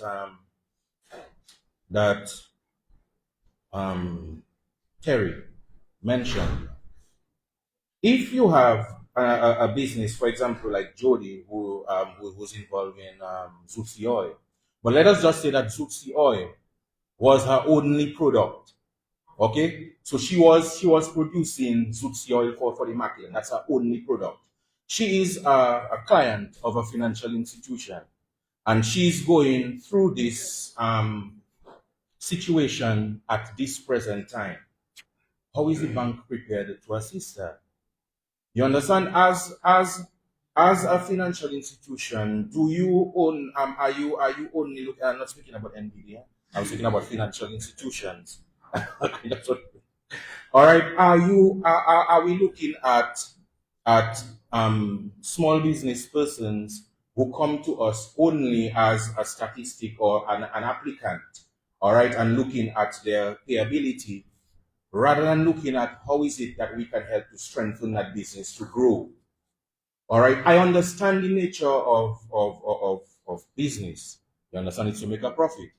But at the end of a long day, in order for those persons to continue their payability, we need to ensure that the systems around them are strengthened. And it's not only a responsibility of government, it's a shared responsibility amongst all of us. All right, hence the reason why I say that I think that there needs to be revisiting of the of the lending policies of financial institutions. I think that financial institutions should view themselves as an equal partner in development towards economic growth, all right, and in all levels, so that small agriculture-based businesses can thrive. As we indicated, and I will repeat again because I'll be repeating that throughout my contribution, we need to be able to address both the backward and forward linkages where agri-based businesses are concerned. Thank you. Okay. I know there was based on what has been said there and the linkages. So you go up to your backward and forward linkages. The multi mentioned there are programs. If a producer has an issue for an issue, they can bring on the ECGC. Eastern Caribbean Partial Credit Guarantee Corporation. Yes. ECGC. Then, if a farmer has some issues, he can now get some facilities he can get from them. To try to help both of you yourself. The linkages between producer and farmer within that gap in the financial system can certain mechanism be created either from the bank level, or maybe it can be timing after the fact. Or maybe even link farmers from that from the finance level. Because the farmer may not know a producer.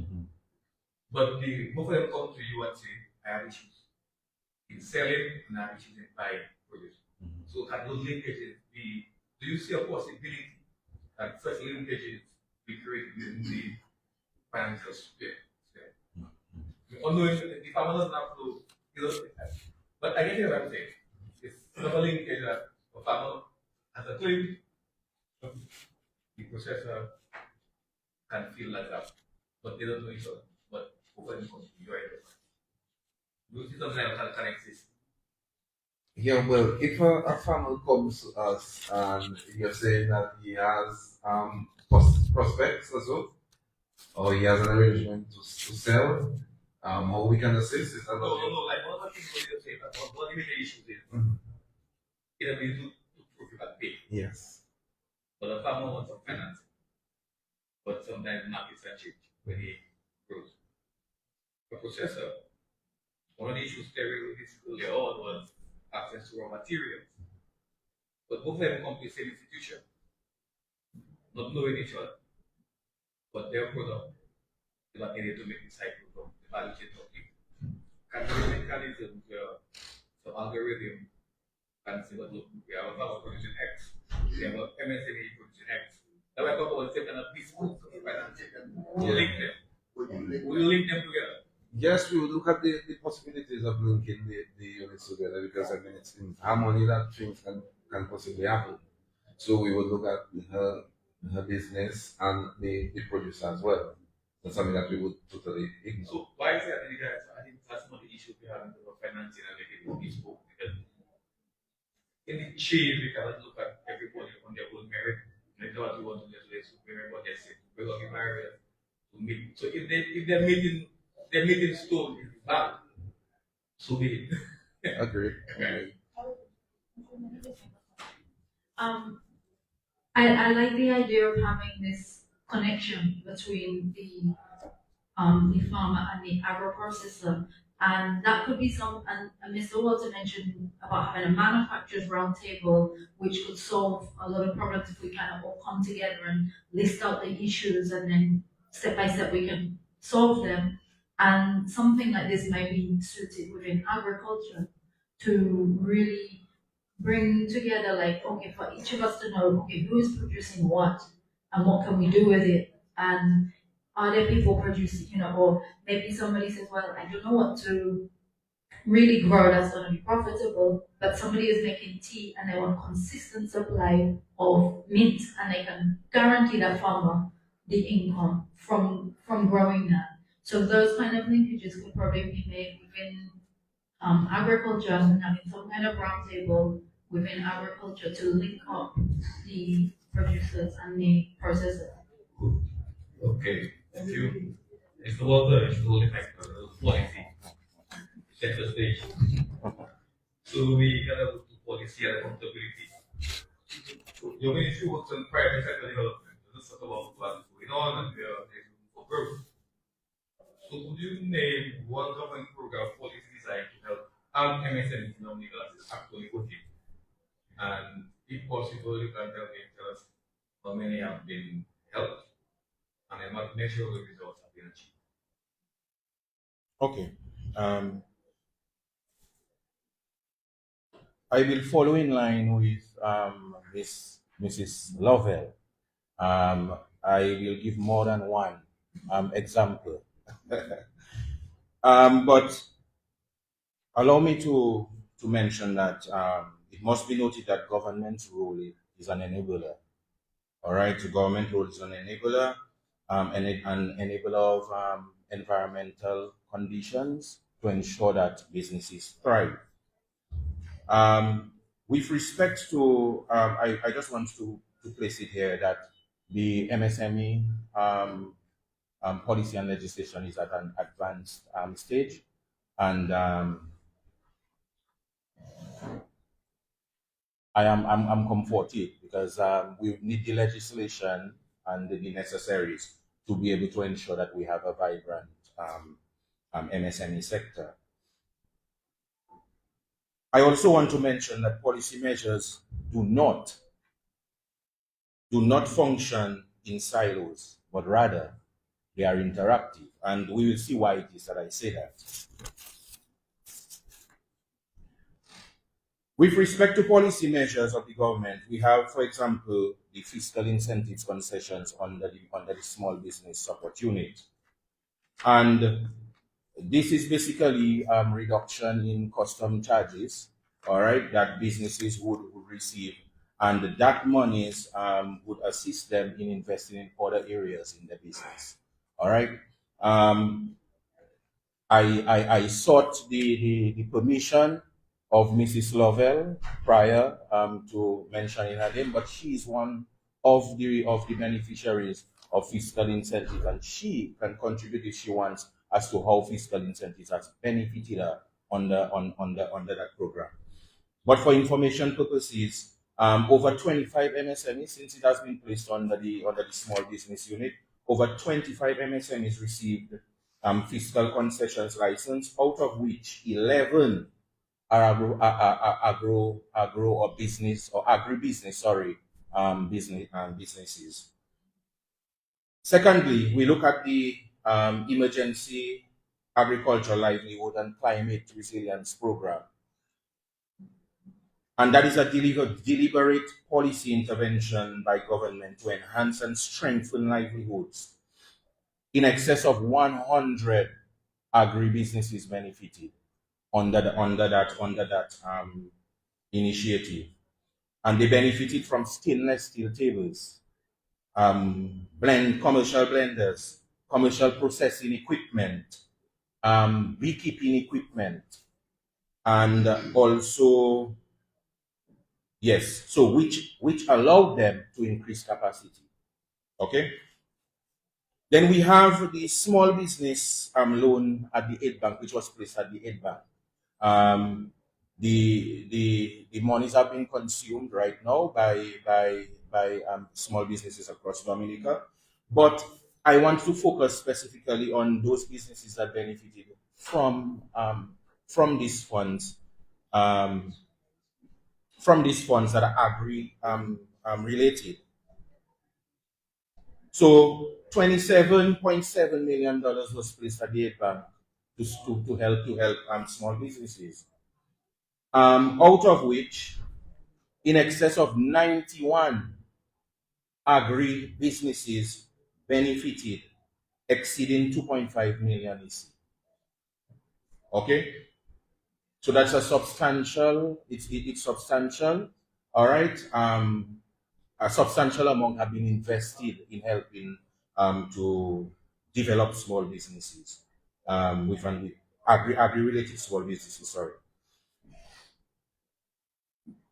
Now, when I mentioned about policy measures being interactive, all this contributes towards what you mentioned earlier, what the Minister of Agriculture mentioned earlier, which is the overarching policy, which is agriculture to contribute to contribute 700 million to GDP by 2030. So though a lot of the policy measures that I mentioned may not be directly under the Ministry of Agriculture, but they work together to be able to achieve a common goal. Yeah, thank you. Thank you, Mr. Water. I think you gave us a great overview of the intervention by not just your ministry, but the overall government as a whole, into the health sector and the very and movement figure the numbers and sort of a dollar value what went into the sector. But we have one more question.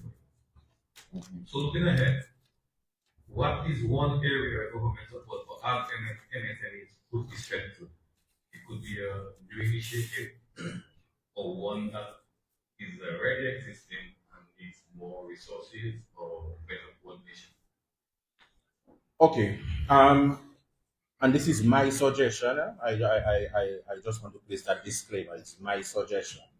All right. From my experience, being interactive with agriculture-based MSMEs, agro-processors, one of their major challenges, and I know that my dear friend is going to agree with me, is storage space. So I'm thinking of public-private partnership, all right, where we can develop or erect a warehouse specifically for storage catered to those small businesses involved in agro-processing. All right, so it could be from a regional perspective, so that the area where those warehouses are in close proximity to the business's area of operation, so it doesn't increase cost on them. All right, so it could be looked at from that perspective. But this would assist those agro processors by one, maximizing production spaces, because the areas where they are utilizing for storage, which doesn't generate revenue for them, they could utilize that, they could expand and utilize that for productive space. And also, in respect to the storage facilities, it would benefit them with respect to protection against theft and weather conditions and things of that sort. All right, because we know that a lot of those small businesses, they may not be able to insure their content. But if you have it in those hurricane proof warehouses, then they can remain comforted that their inventory is safe. Okay, nice. Another question to you now. So based on the answer of Mr. Walter here, storage, that there was small businesses such as yours, does that match your experience? Okay. First of all, I'll talk more to the policy, the incentives. A lot of our members express the frustration of the bureaucratic process of anything to do with them developing, whether it's from government or from a financial institution. There's a lot of form filling. Sometimes you don't get all the forms one time. And there's a lot that sometimes it's not very clear. Like I said at the very beginning, we would really benefit from a checklist, an export checklist. How you can, just a production checklist, standards checklist, rather than also having to go to so many different spaces and places and being told different things at different times. Storage is an issue. I think production space is a huge issue. And I know that sometimes at certain forums it's proposed that we make one big central facility for agro-processors and everyone will, use some equipment. It's it's something that I always shake my head at, because it doesn't really address the needs of agro-processors who often develop a small business to fit in with their lifestyle, to fit in with, sometimes it starts as a side hustle after work, so you need it to be close to home, you need it to work on your time frame, your time schedule. So in addition to something that would have storage, I would suggest maybe units of agro-processing units around the various regions where you had a storage, like a manufacturing facility, basically. Maybe half the size of this room, quarter the size of this room, but you have, your table, your facilities, and it's available to rent. I'm not saying that we want anything for free. But if those kind of facilities were available, I think you would see a lot more agro-processors moving outside from the kitchen, going into a more professional facility, and then even just the move into a professional facility, it's affecting your mindset. You start to operate more like you're not doing something out of your kitchen, you're doing something in your facility. I think that would give a lot of us a stepping stone out to become more professional and to have more capacity building, and then employ more persons as well. Because there's times where you want to employ more, your workload requires you can employ more, but if you're still operating in your personal kitchen, that's a little difficult to have a full range of staff working with you. Okay, Mr. Lutfi now. But I like earlier as well to the build of Michael's project of storage, but also again, what you can consider satellite or microprocessing plants. These are the areas where processors can go and produce areas that are food safe and allow for export and meeting various requirements. So going to that, Mr. Murphy, from your balance sheet, was closing that gap actually change your lending decisions?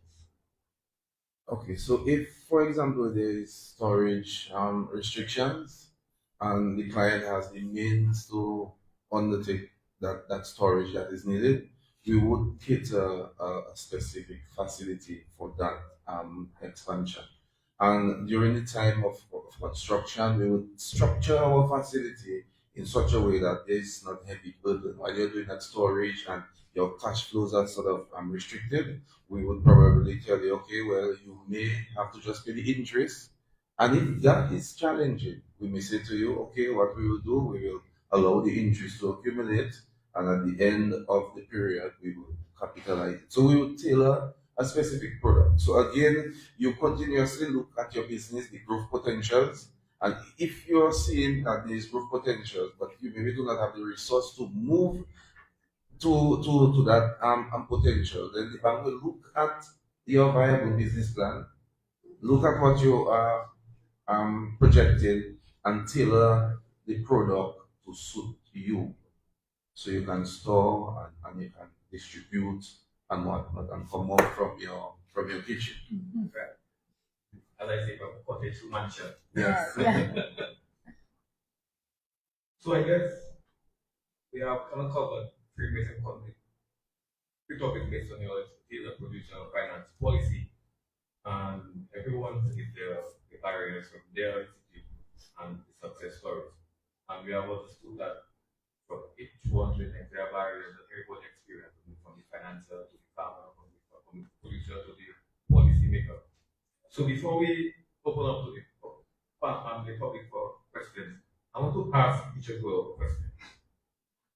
Same question. What is one concrete thing you need from one of your fellow panelists?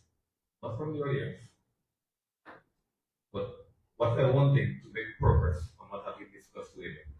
So, example, IICA, you can ask Terry, you can ask Nari, just one thing.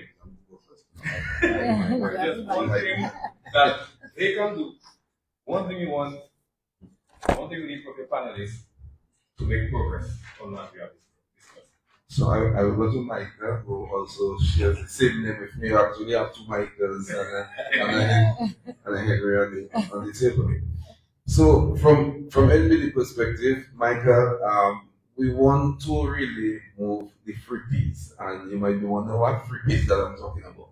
The free piece is really the passion of the MSME that translates or progresses to profitability, and we heard the minister said prosperity. So we want to partner, we want to continue with this continued partnership, or we strengthen the MSMEs, make them business ready, investment ready, so that somebody looking to invest, whether CDI investment or other investment, they have a lucrative business plan. What do you need from him? What I need from him Yeah, is a commitment to continue collaborating with financial institution. Right. Find out from us what it is that we have to offer, what are the requirements. Keep a close relationship.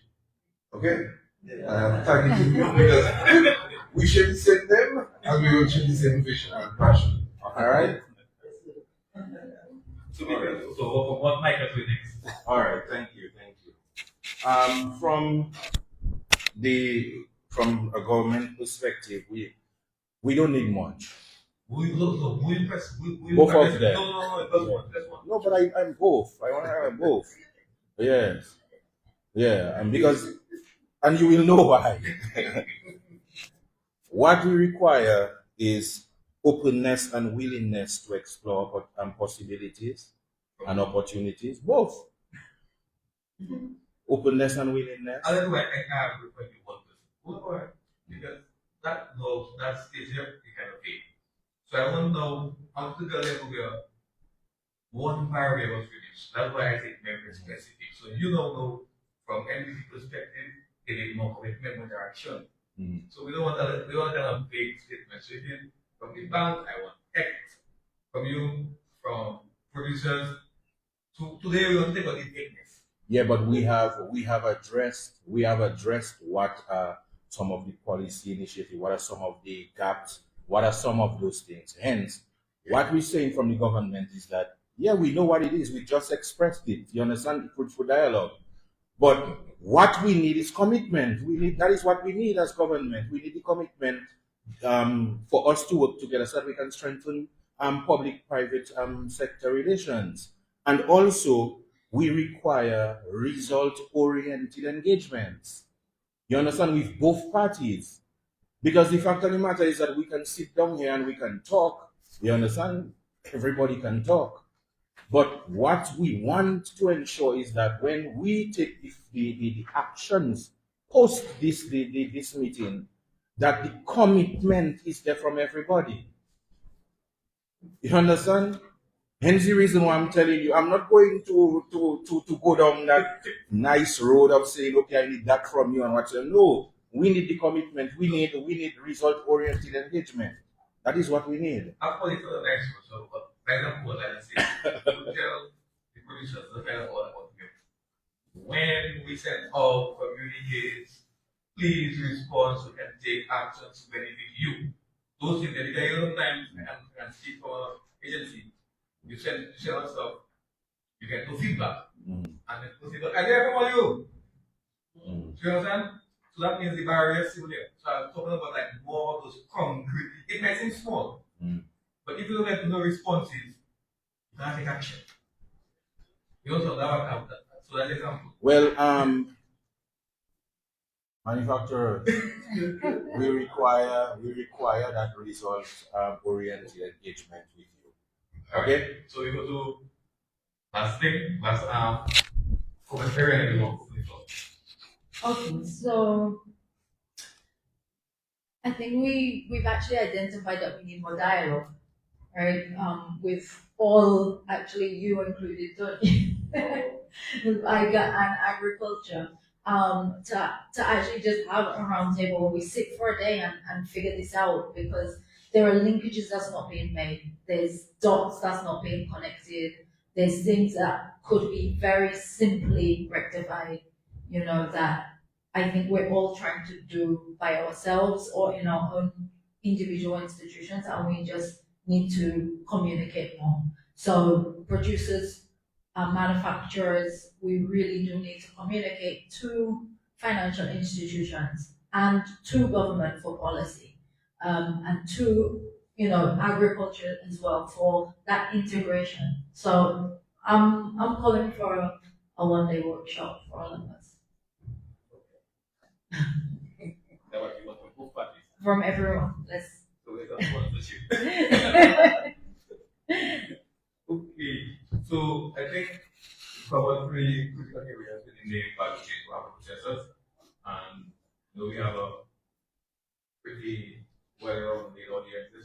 So would like to open the floor now for any questions or parties before we close up shop at around 12:45. Do you want this?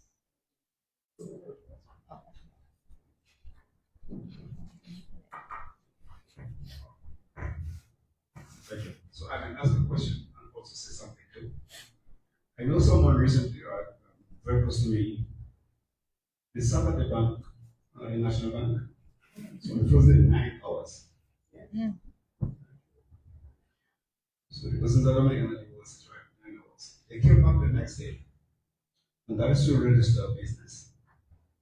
They may have sat at the bank for the same time, right? So it's not a question you need to answer. I'm just saying, just be mindful. And then eventually, I mean, they sat through lunch, they sat through, so it took them about 2 days to register the business with all the necessary information that they had. Okay, so Mrs. Lovell, you mentioned in your presentation about the man who used to supply the business with what's the name of it? Sushi. No, stinging nettle. This one. Jacob, you have a nice memory walking. No, stinging.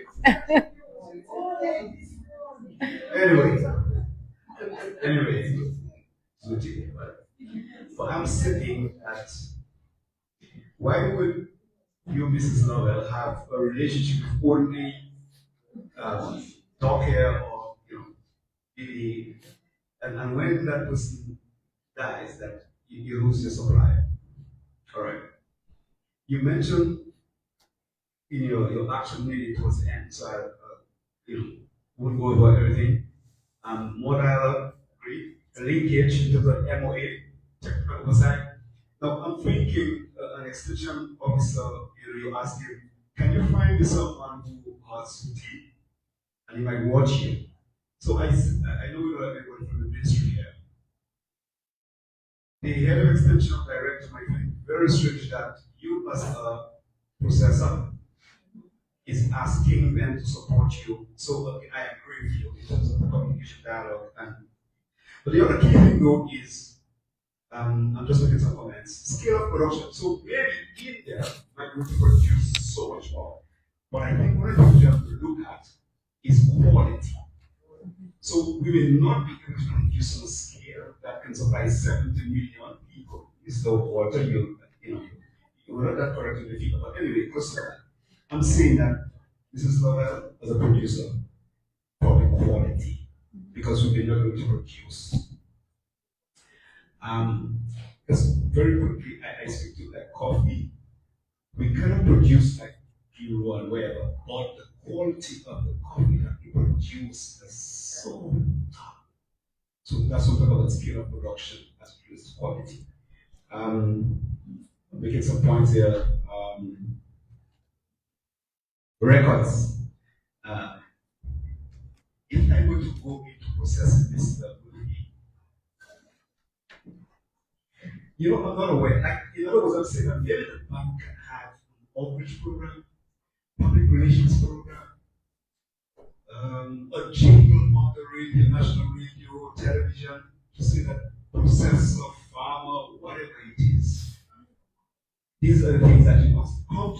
So a lot of information, I think, is probably, from a layperson's standpoint, is something that is critical. You have to hear that. And I agree with you in terms of the records and that sort of thing. So if, before the person begins to process or produce that, they know, okay, this is 1, 2, 3, it might be able to help them, in terms of whether they make a decision coming into that business, whether it's not for them. Critical back to Mrs. Lovell in terms of consolidation of efforts too. And we look at the banana model. When you produce the banana box in the day, every banana box went to one place. But I get it that every processor who adds value to something, like wants me to want to own. It's like, I want to own it, it was my idea. But can we consolidate our production, not necessarily the same product, but in shipping? What can we do? what can we do through the Ministry of Trade and the Ministry of Labor to at least encourage us processors to put things together and at least ship as Dominic. Is there anybody in the room, Ministry of Labor, that can speak to the Fresh Produce Act? We didn't hear about that. But maybe, and I see we're missing X in the room, under the Ministry of Trade, the process, their pack houses. Can we sort of create a linkage? So I see a lot of isolation. So I'm not really asking questions, I'm just throwing some things out. Yeah, isolation, selfishness, doing it alone, that kind of thing. Yeah? Because the enjoy survival of fans. Thank you. Can I respond? Yeah, so let's give a chance, please let me do briefly on the point. So yes, time against us. So Ms. Love, I want to respond. Yeah, I think those are really excellent points. With the reliance on one supplier, I cannot talk because it's not my product. But sometimes things start as a good idea. You see a resource and you start something, but you haven't thought 3-4 years down the road when that resource might suddenly become scarce. And an issue we have in Dominica is you do something, somebody sees your success, so everyone wants to do it. So then the resource becomes scarce. So we have to, sometimes things take over and then we find ourselves in that position. And then it's time to expand and find more diverse channels. I had to do that with my resources. I work only with local bee resources, beeswax, propolis, and honey. A lot of beekeepers will not take out propolis from their hives. A lot of beekeepers didn't even know what propolis was until we had to do a lot of education. Now I tell them I'm getting $1 a gram for propolis. They come in to me. So they find it's a high value resource for them. They're willing to do it, but it took education, it took outreach to find the raw materials for my supply. And especially when I saw my product growing, you have to take the necessary measures to secure that. I definitely agree with you about the quality, not just the quantity. However, we still need to get it into the right hands. And that is where the problem is, because I don't doubt our quality of products. It's just sometimes they can't get into the hands of the people that can purchase them. My products would be considered premium. A lot of actual agro-processed products are considered premium because they're small scale, they're handcrafted, the resources are limited. So the quality there isn't the problem, it's just how to get it into the market that can afford the quality, that's willing to appreciate the quality, and those kind of things. I mean, if we could just get it over to Guadeloupe, we wouldn't have a problem. And Barbados. So we more need to be involved in the boutiques rather than thinking of, because actually I got a call the other day from somebody from Canada. Hey, I want to get you on Amazon Canada because I love your product. I'm like, oh, I'm interested in Amazon Canada. I can't supply, I'm not interested in that. I want to be in a high-class boutique store in St. Lucia and Antigua. And, and that was more my market because I can't supply to Amazon, and it's not really my goal at this point. And definitely I agree with the consolidation idea. It would be fantastic if there was somebody from the IICA here as well that could really speak to the idea of securing supermarket space in particular islands, especially those with a high diaspora. We have, like the San Martin, the Virgin Islands, where there's a lot of Dominicans. They would really love to go in and see one little shelf, that's a Dominican thing, and it could be a lot of different products. So it wouldn't really matter if you didn't make the shipment that week, because somebody else would once we can fill a certain box. So I definitely agree that's a big missing part of the picture, and it would stop us all having to do things ourselves. A lot of the time we just do things ourselves because we're hustling. We haven't learned to pay. It's not that you want to shut someone out, and a lot of times we open the doors for others once we find a way, but we just need to figure it out. So if there was a structure that we could go to and say, hey, I'm gonna be able to supply you every 2 weeks or once a month, but I want to be on that Dominica shelf in total or St. Thomas. That would be fantastic. So, yeah, great points and thanks. Good morning.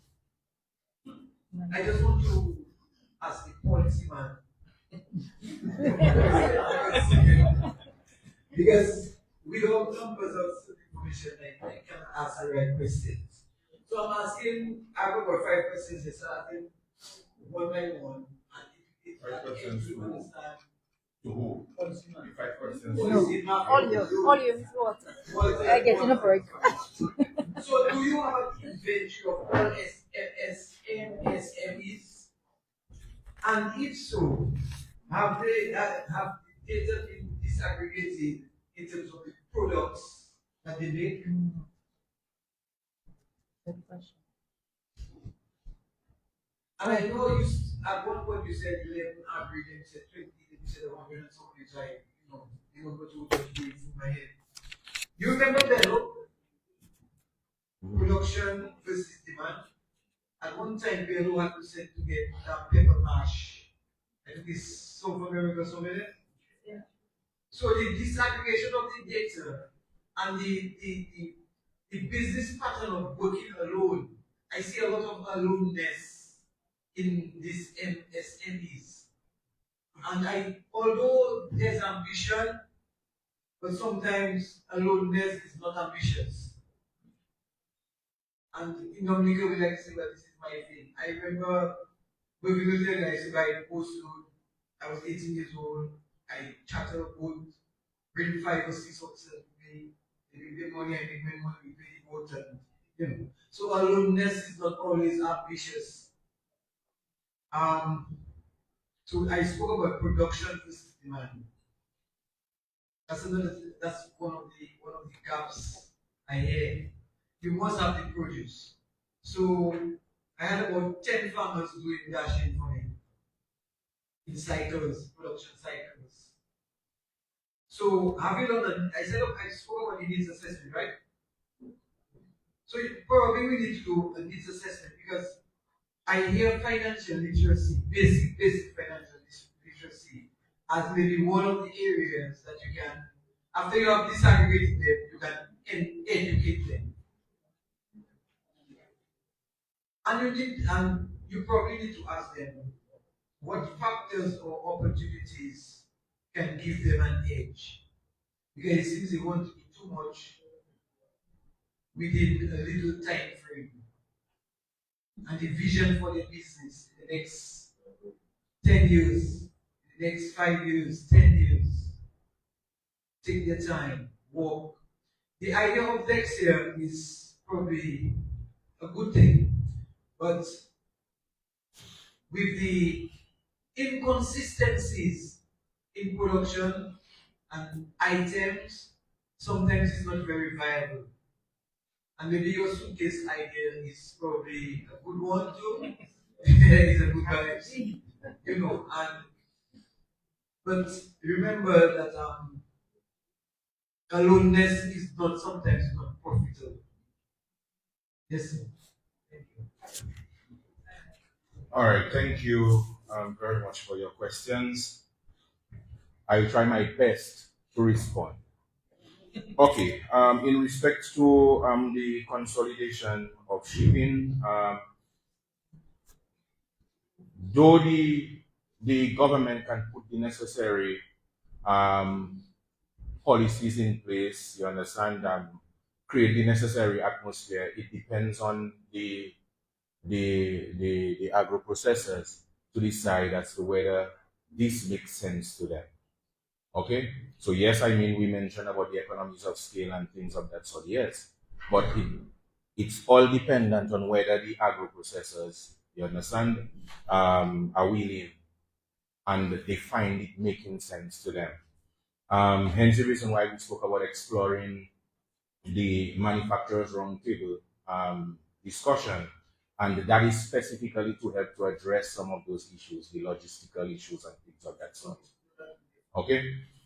Secondly, with respect to the inventory of MSMEs, small business support unit operates within with a master list of small businesses, yes. However, that master list is developed based on applicants that the small business receives. I hope you're with me. So, for example, the small business program has a grant program, okay, and the persons apply for the grant, and that is how the master list is built. Okay, persons apply, indicate their interest in training, and they are added to that matrix as well. Okay. However, with respect to your particular question, the policy will address that. The policy, the MSME policy that is being developed will address that, because as part of the policy, the MSME policy and legislation, there's going to be what, well, it is recommended. I want to choose my words very carefully. It is recommended for a registry of MSMEs. So now MSME, the small businesses out there, for example, Terry, would register to be an MSME. So in that way, we'll be able to have a proper registry of MSMEs.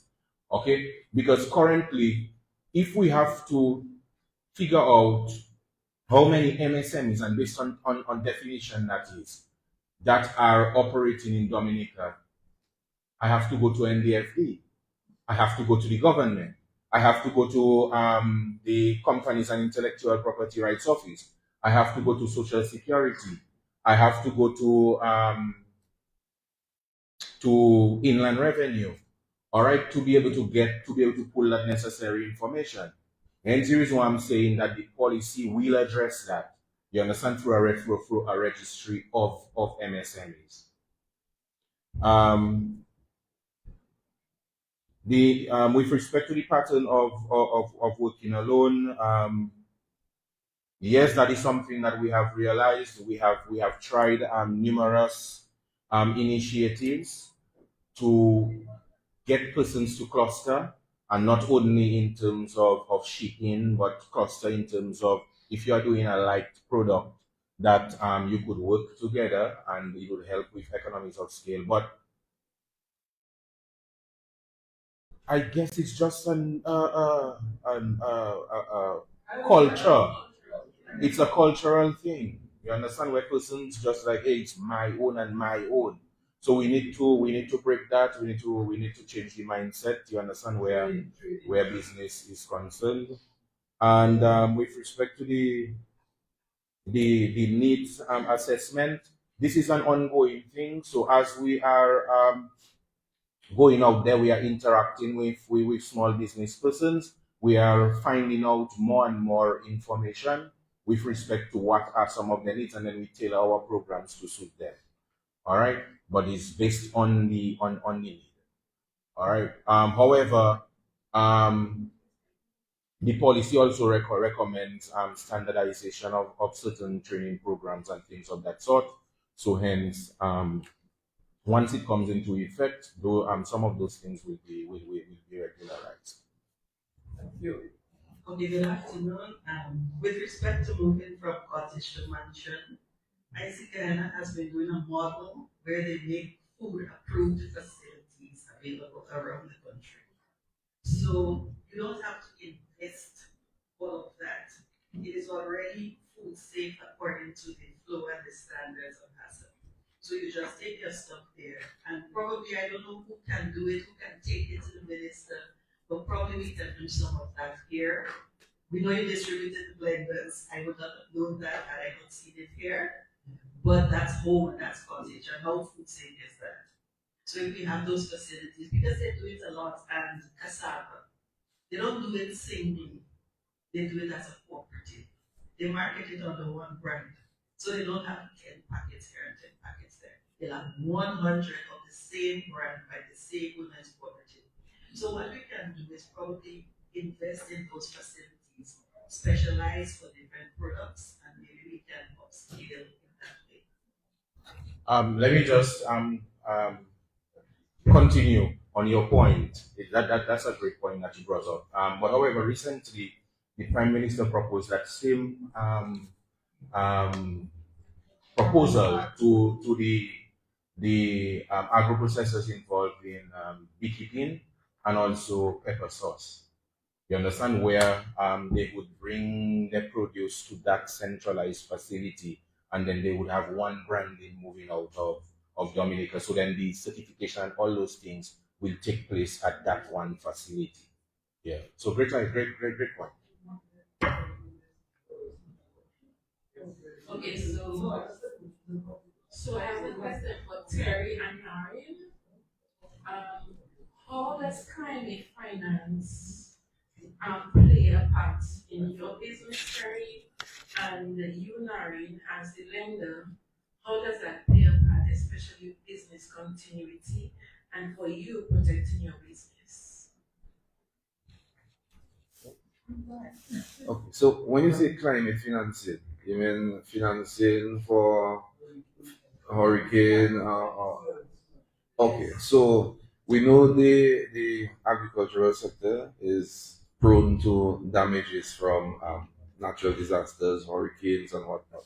What we encourage our customers to do is to obtain the necessary coverage from COPEF in the event that there is significant damage, catastrophe, flooding. Then you have some form of compensation, because you may have just invested over 300,000 with all your greenhouses and all the other components to get your business up and running. Hurricane Naren comes and it takes this away. With the COPEF insurance in place, you can at least be assured that there is some means of resuming your business, and it won't have to take you how many years to accumulate monies and whatnot. Even by doing this, if, for example, our customers encounter any difficulties, we would revisit their existing facility, offer them what we call a moratorium to get them back on their feet. So we take the atmosphere into consideration, but we ask the client to also take some ownership into the continuity of your business as well.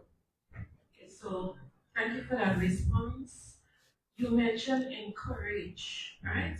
If someone get into a mortgage, you will not encourage them, okay, to take insurance, like It's mandatory. homeowners insurance.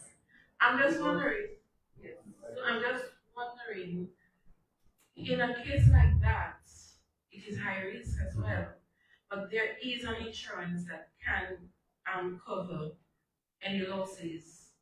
Can we remove the word encourage? Well, yes, I think yeah. But that would be at your level. Yeah. You understand? So I'm just thinking, I mean, after Maria, we saw a lot of farmers suffering. They had loans, and fishermen as well. They really suffered. Yes, they were given a grace period, but they still had to pay it. And remember, interest compounded on it, so it set them back. So how do we avoid those things happening at your level? Okay. So that is something I think if you can go back to the drawing when you get back, you will think about that. It should not be an encouragement, it should be possibly part of your policy, and that it has to be mandated. Yeah. So thank you for that. So Terry, yours. So traditionally, it may be different now. We've not been able to insure things like beekeeping supplies outside, bee hives, and we're very, very vulnerable to hurricanes. that all your stuff is outside, all your equipment is outside, and you can't take it in. You can maybe put a few bricks on it, but it's a very vulnerable sector, beekeeping. So this definitely does need to be looked at in terms of insurance covering the apiculture sector, because we know that even you may lose your livelihood, but the entire agricultural sector is losing pollinators. So we really have to look at that being very important. As for like agro processing, the more we can get the necessary funds to, use your solar, use the renewables in production, that's the better. I mean, I know there's several financial institutions that offer that, but again, sometimes it's a long-term thing that as a small business, again, you might not be able to make that sacrifice at the time. You know it's going to save you money in the long term, but in the meantime, you just need to pay this week's bills and get this week's inventory. The idea that this lady suggested, I think, was very similar to mine of having these satellite agro processing units, and that could then be, already fitted with all the climate safe, the resilience, the renewables that would enable a small scale producer to have that as integral to their production from the time they move in. But I like the idea of the smaller units rather than a big scale, just because of the way that agro processing generally works. And why people go into business, it would suit them better for the smaller scale at this point. I mean, it could change, and different industries will have different points of view. Thank you. Okay, so no, hands up.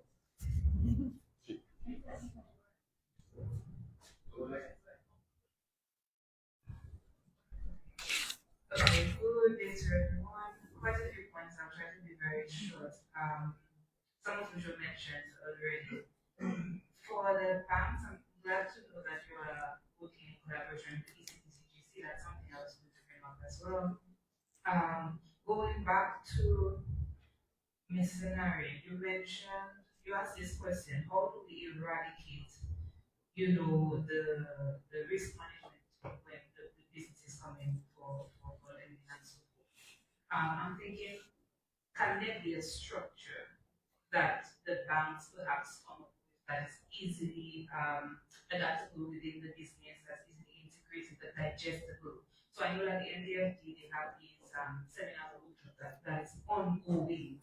You understand? And that they invite small businesses too and give them practical tips, practical steps as to how to scale their businesses. Because it's one thing to have a product that does really well, and of course everyone is telling you, pursue this, you will go far. But if, as Ms. Nobel mentioned, if you don't have that mindset to be able to manage and scale that business, it will quickly collapse. And it's good that you are offering the what is it called? It's good that you narrow down, as you mentioned, on a particular department for small businesses, but offering it is just one step. Having it there, but not having the people who need it being able to meet the requirements to benefit from it. That there's a gap. You see, there's a gap right there. So having, I don't know, that may look like possible ongoing workshops, seminars across Dominica and so forth.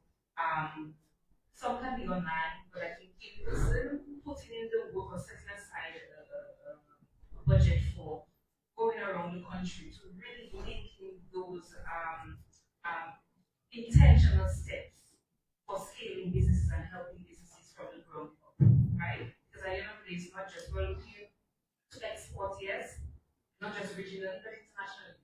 So if our mindset is just on Dominica, then we'll do things kind of like this if they're like, oh, you understand? But at the end of the day, we're trying to build businesses, as you said, from small businesses to the conglomerates of small, right? There are a few other points.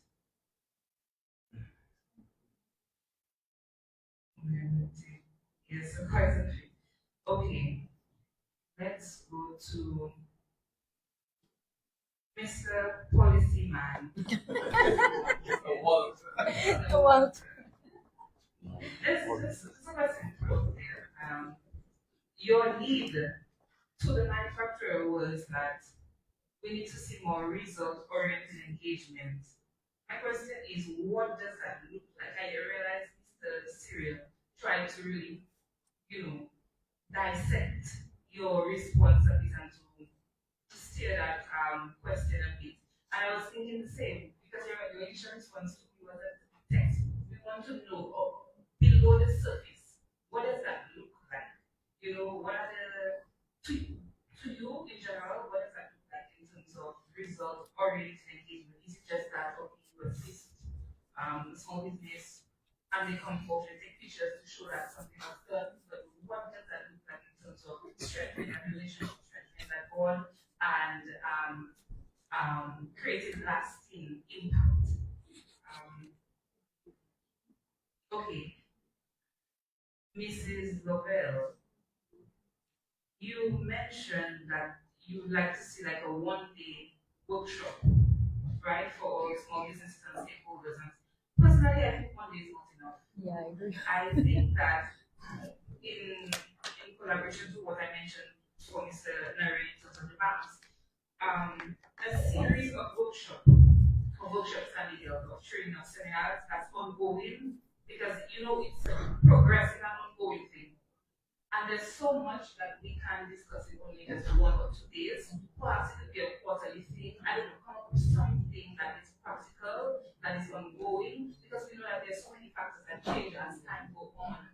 And so we want to be able to come back into these spaces to discuss, into this forum to discuss how do we move, how do we adjust certain things to suit our current situation, right?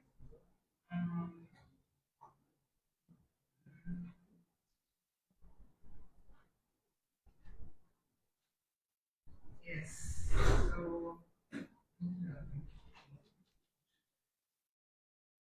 okay, I think just to add. Okay.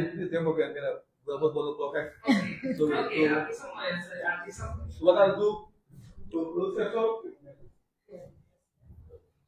Yeah. So we'll let Mr. Joseph last round of responses, and then Mr. Rollins will give close remarks. I know it's around 1 o'clock, people have to go. I'll try to be brief. That's right. I just want to start by saying that knowledge is not revenue. It's improved upon, it's cycled, it's recycled, and it's improved upon again. Essentially, I don't want to sound old, but a lot of what I'm learning in here today, we've heard it already, right? To put it gently, lightly. The issue of crop insurance is gone. The banana model that we got, I think it still exists in some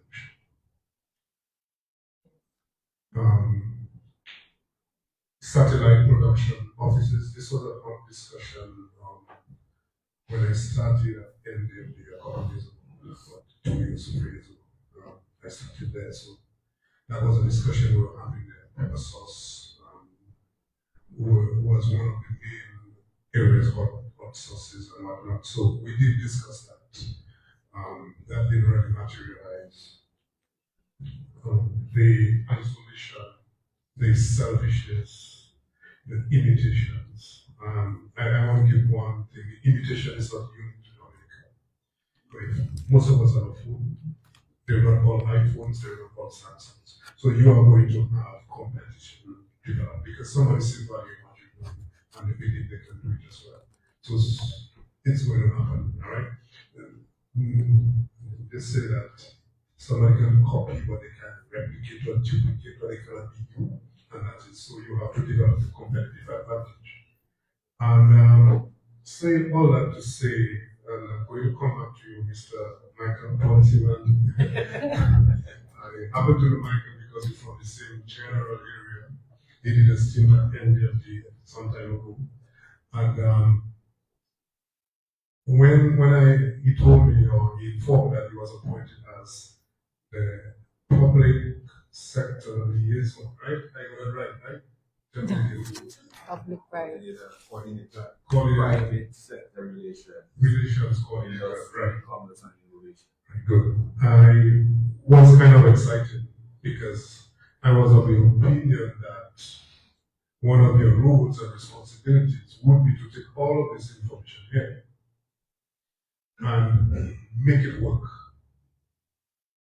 Bringing it all together is essentially is the thing. So the satellite production facility, the shipping nuisances, how to coordinate. Unfortunately, Jody's Zuti supplier died. And there's another one. Zuti is a herb that grows almost everywhere, anywhere. Why don't we have our seed bank, which has just been developed, produce Zuti seeds and distribute to farmers who can grow in their backyards, in a little space they have somewhere, and grow it commercially and supply Judy and the imitations that will come for her. When I grew up, I was afraid of Zuti because I was scratching you, and it would bump up your skin. But we realized that these things have value.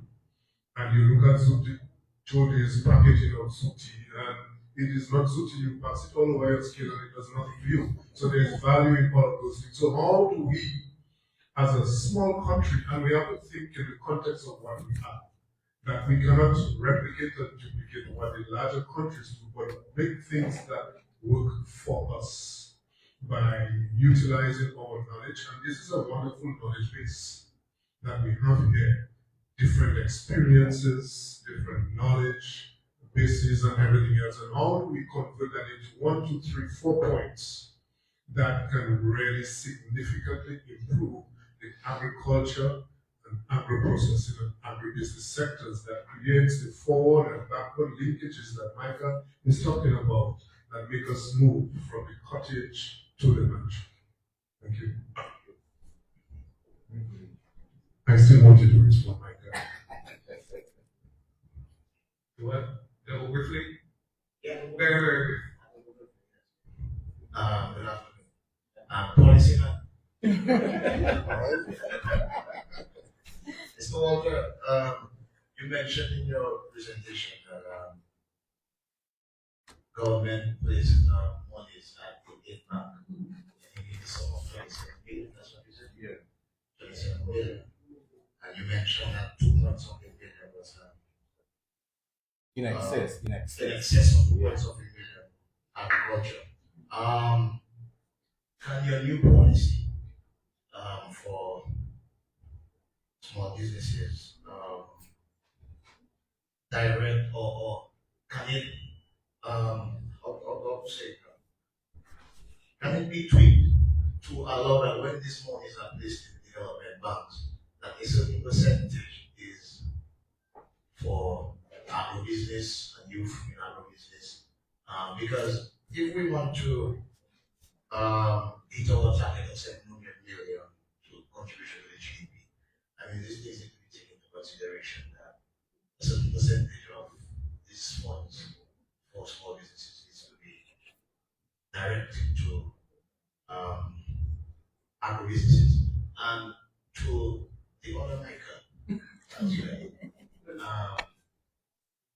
National Bank, you mentioned that you recently introduced an MSME facility.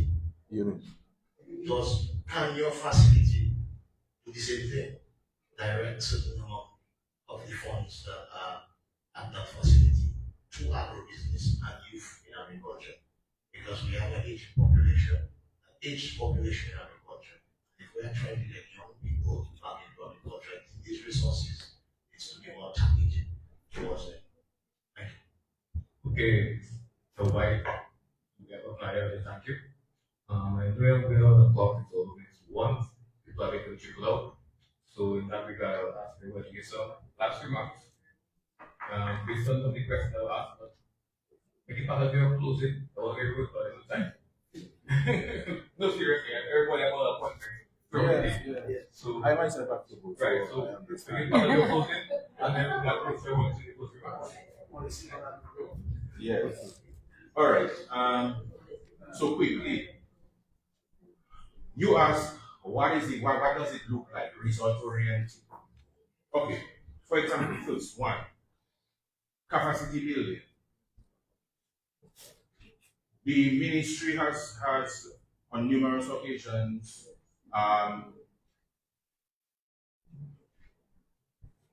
expressed to the public, all right, that, let's say for example, there are grants, and the ministry does a flooded.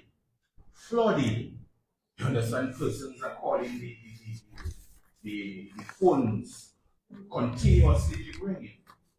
However, when we indicate that we have in trainings, the same persons will show up.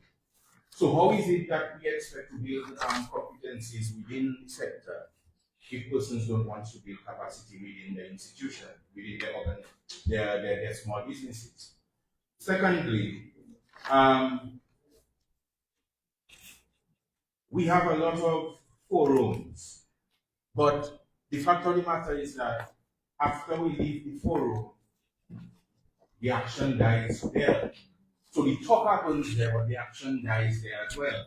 Because when you send out emails, you understand, following up with persons indicating that, okay, we were supposed to achieve X, Y, Z, we're not achieving it because of the fact that it brings me back to my point, the commitment of the persons are not there. Thirdly, hand-holding support. We want to provide that type of in-depth hand-holding support to the agribusinesses. But if you don't want to share information with us, we fear that it might be tax related, then how are we expected to provide that level of internal support that is needed within the agribusinesses? So those are just three of the examples I'm giving, and the reason why we said result-oriented engagement. Okay.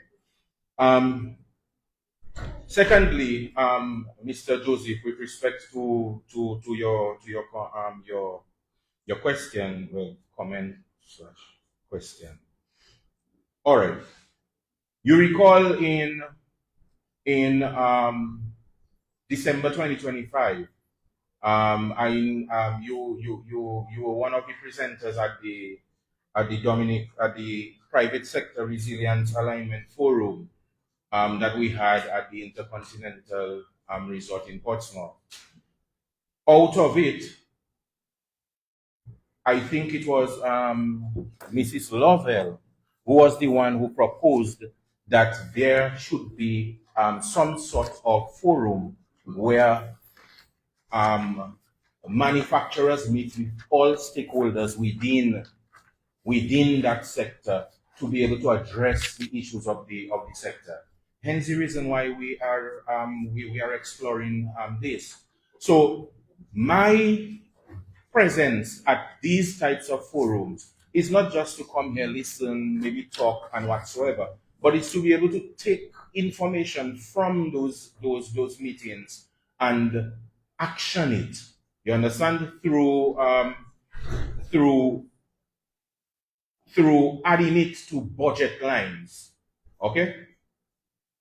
I hope this answers your question.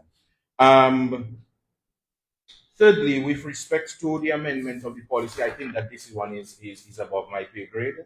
You understand, with respect to what it is that you are requesting. I understand the merit, you understand in it, but I don't think that I can actually respond to it because it's above my pay grade. Thank you.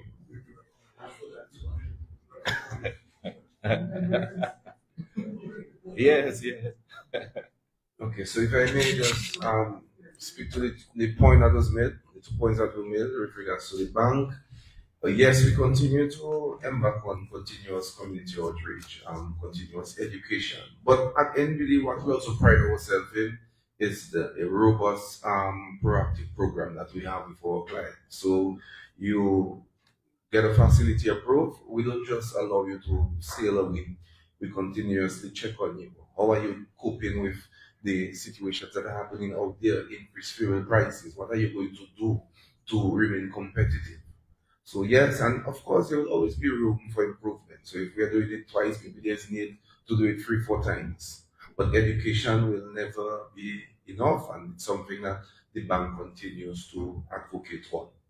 With regards to my Calypso friend over there, whether it is agro-processing, services, purchases of goods, or whatever it is, or MSME unit is prepared and equipped to deal with your business idea. The bank is eager to say yes. we are eager to say yes. That is how our salaries are paid. That is how we contribute to the GDP. However, we must have a reason to say yes. Right?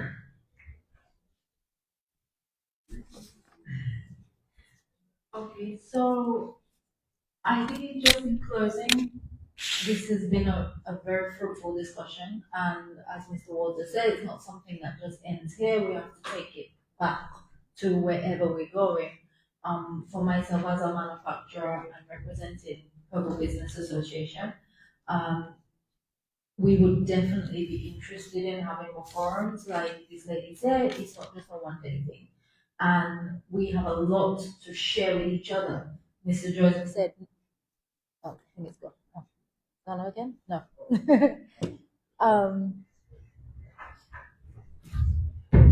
Yeah. Oh, sorry. There you go. The mic man, the clipser man. Yeah, Mr. Joseph was saying like there's nothing new to this discussion really. It's it just needs an updated time for us to come around the table again and discuss what worked in the past, what maybe now can work in the future with the youth with their new ideas, and go full circle, because as I started by saying, we have a huge potential for our agriculture and our agro-processing. And it really would be a shame to see we come back in 5 years and we're still having the same conversation. So let's all commit in whatever capacity we have to building this sector, to making it succeed, and working collaboratively and bringing Dominica's name right on the map as the center that just wants to go on. Center of agro-processing. In the region, in the world. Okay, thank you for your Thank you. remarks. And before you have the mic, because like Mr. said, that will be the last issue of the seminar. You talking about the show, but not the ECS, right? Thank you very much, Tony. I want to say between people that are leaving, I just want to take this opportunity to thank each and every one of you for sharing. I think this panel was very, very rich, and I think they deserve a rich applause for their efforts. Very rich conversation, some very pertinent issues raised. I want to speak more from an IICA point of view and the role that we can play. We have the project I referred to this morning that's funded by the Caribbean Development Bank. Our next step, Tony, is for us to get a list of agri-MSMEs that we believe meet the requirements of participation in this project. The idea is to have a list and then for those MSMEs to be assessed, and we can only choose 6. We're choosing 6 MSMEs. Now that number sounds very small, but we want to make sure that the 6 MSMEs we choose, that we're going to make a difference to what they do in terms of market access, in terms of access to financing, in terms of operational efficiencies. But to me, the main benefit is the approach that we are seeking to adopt. So we really want to work closely with all of the business support organizations throughout this process, because we believe that if we could do the 6 and do them well, we can extend it to other MSMEs, the same methodology, the same approach. So I want to call on Mr. Joseph and the policy man and everybody else and the bank to work closely with Tony and the team to make sure that we get more out of this project than just the 6 MSMEs receiving some support with it, export cycles and so on, but actually looking at it as to how can we now build on this and replicate it and extend it and scale it up as something for Dominica. That's the first point. The next point I want to raise in terms of our participation, our role, Tony, I'm going to call on you to make sure this happens, is that IICA should support creating spaces for dialogue. As I travel across the Eastern Caribbean, I realize that this is one of the major missing links. And I'm hoping that as you develop the MSME policy, Mr. Walter, and following up on the comment made by this young lady, that you factor in resources and effort towards getting out there and engaging at the community level, at the grassroots level, with people who you want to bring on board to support. And really having the kind of conversations you mentioned, the manufacturers around tables. We need to create a lot more spaces for the dialogue, and particularly with people who don't normally be part of the dialogue, so that they'll be aware. So that outreach, that communication dimension, has to be a very important part of the policy, to my mind.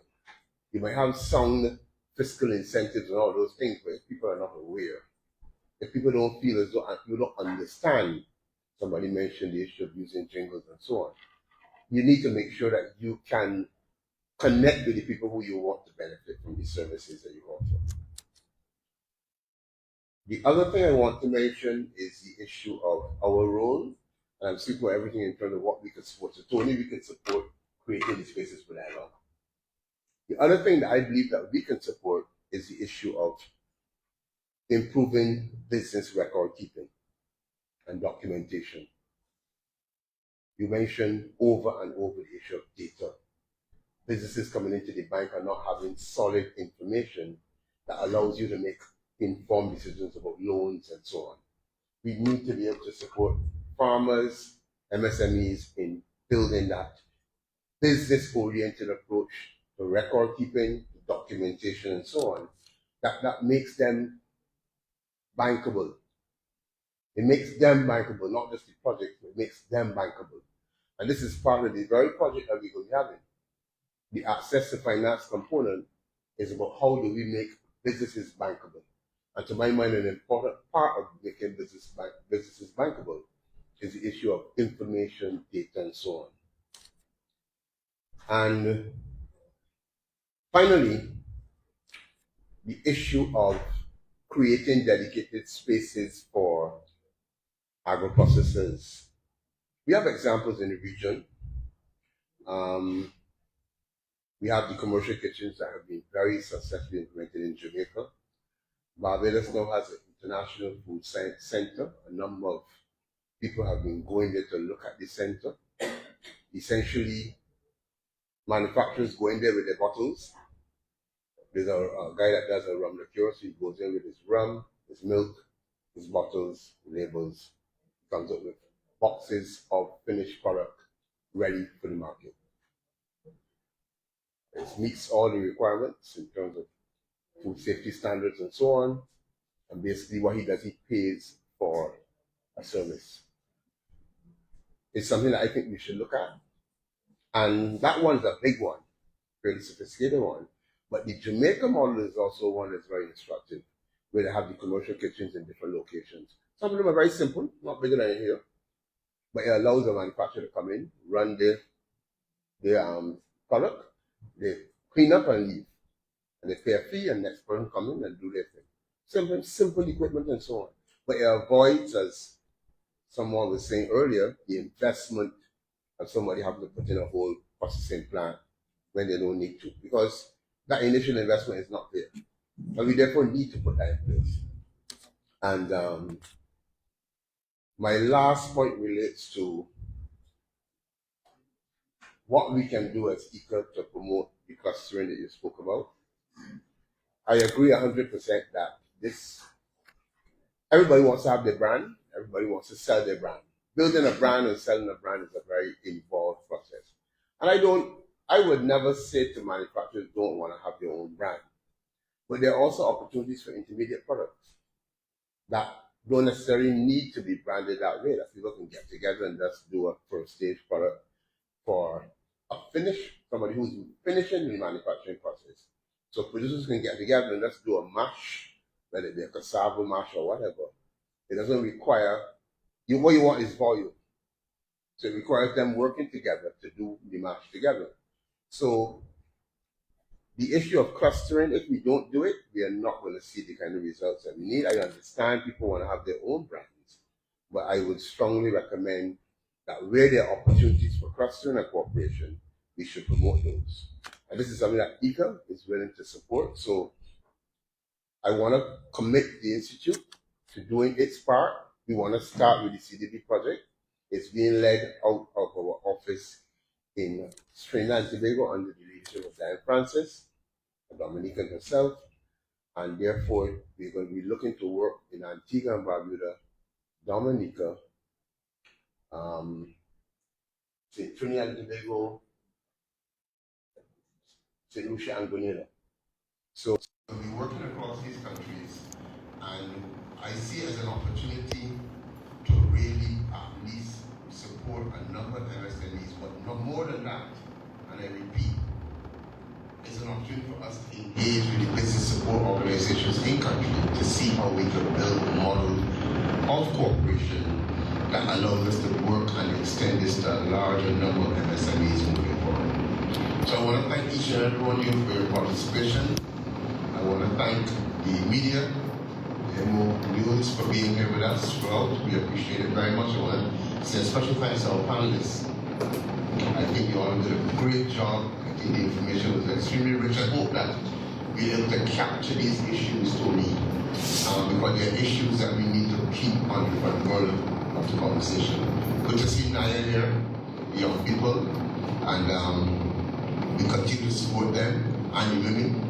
But we have taken note of the conversation that we had today, and we also need to make sure we take care of the men. That we can't leave the men out, as Joseph has made a point and others have made a point. It is not that we support the youth and the women at the expense of our men.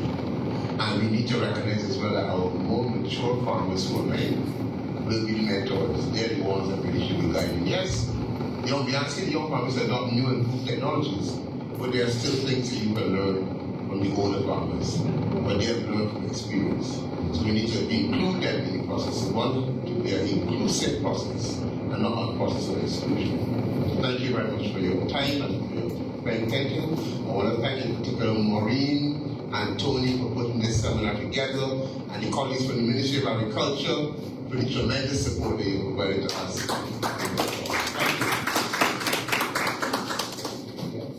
Thank you very much. And with this, we say thank you for joining the panel discussion presented by IICA, and goodbye.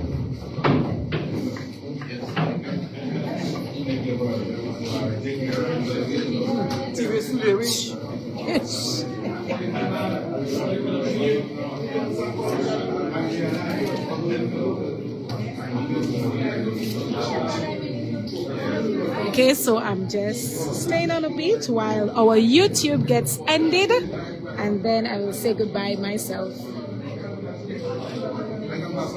Very, very interesting discussion, you will agree. Very, very important information that was disseminated.